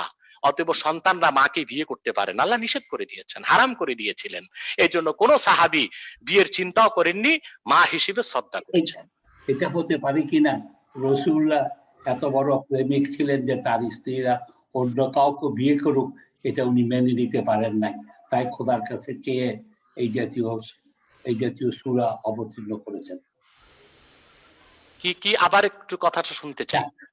ওই যে আমি জানতে চাই, আমার কাছে আশ্চর্য মনে হয় ওরা প্রত্যেকটা বৈজ্ঞানিক ভাবে সূরাগুলি আছে, কিন্তু এই রাসূলুল্লাহর স্ত্রীকে যে পুনর্বিবাহ হতে পারবে না, তারা হঠাৎ আম্মাজান হয়ে যাবেন ওনার স্ত্রী, এটা কেমন কথা? যাক, আমি আর এই আলাপে এটা বলি আমি বলছি আপনাকে আপনার এই প্রশ্ন উত্তর দিচ্ছি। আমি বুঝতে পেরেছি যে পুরো 30 পারা কোরআনের প্রতি আপনার বিশ্বাস নেই, আপনার রোগটা এখানে। আমি আপনাকে বলে দিচ্ছি, কোরআনের শুরু থেকে শেষ, বিসমিল্লাহর বা থেকে মিনাল জিন্নাতি ওয়ান নাসের সিন পর্যন্ত প্রতিটি বাক্যের প্রতিটি শব্দ আল্লাহর কাছ থেকে এসেছে, মুহাম্মদ সাল্লাল্লাহু আলাইহি ওয়াসাল্লাম চেয়ে কিছু নেননি। আমি তার প্রমাণ দিচ্ছি আপনাকে। আপনি বলুন তো, আল্লাহ রাসূল মুহাম্মদ সাল্লাল্লাহু আলাইহি ওয়াসাল্লাম স্ত্রীগণের মধ্যে সবচেয়ে বেশি প্রাধান্য দিয়েছেন হযরত খাদিজাকে। কোরআনের কোথাও কি হযরত খাদিজার নাম এসেছে? আমি তো মনে করি হযরত আয়েশা। না, আমি মনে করি, আমি ভুল আপনার ধারণা। না, আয়েশা না, খাদিজাকে। খাদিজা রাসূল করিম সাল্লাল্লাহু আলাইহি সাল্লাম হযরত আয়েশাকে প্রাধান্য দিয়েছেন, কিন্তু 30 পারা কোরআনের কোথাও আয়েশার নামটা কেন আসে নাই? যদি আল্লাহ রসুল ওনার মন মতো আয়াত নাজিল করাতেন আল্লাহর কাছ থেকে, তাহলে অসংখ্যবার আয়েশার নাম আসতো, খাদিজার নাম আসতো। কোরআনে এসেছে ঈসার মা মরিয়মের নাম, আয়েশার নাম আসে নাই, খাদিজার নাম আসে নাই। শুধু কি তাই রাসূল করিম সাল্লাল্লাহু আলাইহি সাল্লাম ওনার মাকে পাননি। কোরআনের কোথাও কি আমিনা নামে সূরা এসেছে, আমেনার নাম এসেছে, মা আমেনার নাম, কিন্তু মারিয়ামের নামে সূরা এসেছে। তাহলে বোঝা যায় কোরআন আল্লাহ রসুলের তৈরি করা নয়। আর আল্লাহ রসুল যা চাইতেন তা কোরআন হয়নি। মহান আল্লাহ তাআলা যা চেয়েছেন নাজিল করেছেন সেটাই কোরআন হয়েছে। অথবা আপনার কথাটা আপনাকে প্রত্যাহার করা উচিত এবং আল্লাহর কাছে তওবা করা উচিত। মুহাম্মদ সাল্লাল্লাহু আলাইহি সাল্লাম উনি যা চেয়েছেন সেটা আল্লাহর কাছ থেকে চেয়ে কোরআন বানাননি, বরং আল্লাহ নাজিল করেছেন। আর নবী ওয়া আওলা বিল মুমিনিনা মিন আনফুসিহিম ওয়া আজওয়াজুহু উম্মাহাতুল লাহুম। মুহাম্মদ সাল্লাল্লাহু আলাইহি ওয়াসাল্লাম তোমাদের জীবনের চেয়ে অধিক প্রিয় এবং মুহাম্মদ সাল্লাল্লাহু আলাইহি ওয়াসাল্লামের স্ত্রীগণ তোমাদের মা। এটা আল্লাহর নির্দেশ, আল্লাহর বিধান। এটা কোন সূরা? এটা তারই সূরা আহজাব, সূরা আহজাব 6 নম্বর আয়াত। ঠিক আছে, আপনাকে অনেক ধন্যবাদ, অনেক কিছু জানতে পারলাম। জি স্যার, আপনি যে আপনার কোনো কথা যদি থাকে তো আমরা বলতে পারি, আদারওয়াইজ আমরা এখানে শেষ করব। তবে এই পর্যন্ত অনুষ্ঠানটি 45,000 মানুষ দেখছে। 44 সাগর, আমি ডক্টর জাফরুল্লাহ মহোদয়ের উদ্দেশ্যে বলবো যে আপনাকে একটু বলবো, আপনি জ্ঞানী মানুষ, আপনি বিচক্ষণ, আপনি প্রজ্ঞাবান। আমি শেষ করছি। আপনি জ্ঞানী মানুষ, আপনি জ্ঞানী মানুষ, আপনি প্রজ্ঞাবান। আমি চাই আল্লাহ আপনাকে পূর্ণ হেদায়েত করুন। কোরআন কারীম পুরাটাই বিশ্বাস করতে হবে, মুহাম্মদ সাল্লাল্লাহু আলাইহি সাল্লামের সব হাদিসকে বিশ্বাস করতে হবে। একটি ফুটন্ত গোলাপ, জি না, ওই যে আপনি আম্মাজানদের ব্যাপারে আয়াতটা নিয়ে একটু সন্দেহ পোষণ করেছেন, জানতে চাওয়া আর কি, রাইট, শেষ করছি। একটি ফুটন্ত গোলাপ দেখলে বোঝা যায় এটা গোলাপ, মধ্যাহ্নের দিবাকর সূর্য দেখলে বোঝা যায় এটা সূর্য। আল্লাহর কোরআন উন্মুক্ত মনে পড়ুন, আপনি বুঝতে পারবেন এটা আল্লাহর কালাম। নূর নবী মুহাম্মদ সাল্লাল্লাহু আলাইহি সাল্লামের উপর অবতীর্ণ কিতাব কোরআন, যা আল্লাহর শ্রেষ্ঠ কুদরত, মুহাম্মদ সাল্লাল্লাহু আলাইহি সাল্লামের শ্রেষ্ঠ মুজিজা। অতএব সেই কোরআনের কিছু বুঝতে যদি আমাদের সমস্যা হয়, বুঝতে হবে আমাদের বুঝের সমস্যা, সেটা কোরআন হাদিসের সমস্যা নয়। আমি মহান আল্লাহর কাছে আপনার কল্যাণ কামনা করছি, আপনার হেদায়েত কামনা করছি। জি দর্শক সবাইকে অনেক অনেক ধন্যবাদ। উন্মুক্ত মন কামনা করছি আপনার। দীর্ঘ মুহূর্তে 45,000 পিপল দেখছেন আমার ইউটিউব এবং আমার ফেসবুক পেজের মধ্যে আপনারা দেখছেন। সবাইকে অশেষ ধন্যবাদ জানাচ্ছি। প্রতি মাসে হুজুর, আমিও সাগর, আমিও আল্লাহর কাছে উন্মুক্ত মন চাই। আর ডক্টর জাফরুল্লাহ সাহেবের জন্য বলবো, এই যে সিনা যা দেখতেছেন আমার 40 ইঞ্চির বেশি, পুরাটাই মন, আপনাদের জন্য এটা উন্মুক্ত আছে। আমি প্রতি মাসে একটি করে অনুষ্ঠান এই ধরনের করব, যেখানে এনায়েতুল্লাহ আব্বাসী হুজুর আমার এখানে আসবেন। প্রতি মাসে একবার করে তিনি কথা দিয়েছেন। এবং যদি এই ধরনের প্রশ্ন একদম জাফরুল্লাহ স্যারদের সমমানের কেউ যদি আসলেই এনায়েতুল্লাহ আব্বাসী হুজুরের সাথে বসতে চান, এই বিষয়ে প্রশ্ন রাখতে চান, উনি সবসময় বলেছেন ওনার দরজা খোলা, উনি যে কোনো প্রশ্ন উত্তর দিতে রাজি আছেন। সুতরাং এটা একটি বিশাল বিষয়। আমাদের মধ্যে কেন এই ইসলামের বিরুদ্ধ আর ইসলামের পক্ষে কেন একটি গ্যাপ থাকবে? হোক ইসলামের বিজয়, হোক অন্যদের বিজয়, কিন্তু গ্যাপটা নিয়ে আমরা যতদিন থাকবো আমাদের সমাজে কখনোই শান্তি বিরাজ করবে না। সেই জন্য আমার এই প্রচেষ্টা। দর্শক, আমরা চাই যে ঘাটতিটুকু আছে আমাদের মধ্যে, যে দূরত্বটুকু আছে, এটা লাঘব হোক। কারণ ধর্ম নিয়ে অনেক ভুল বোঝাবুঝি হচ্ছে, সেটাকে কমিয়ে যদি আমরা একটা পথে আসি, ইনশাআল্লাহ এই দেশে সুন্দর একটি সমাজ প্রতিষ্ঠিত হবে। আসসালামু আলাইকুম ওয়া রাহমাতুল্লাহি ওয়া বারাকাতুহু। জি, ভালো থাকেন। আসসালামু আলাইকুম।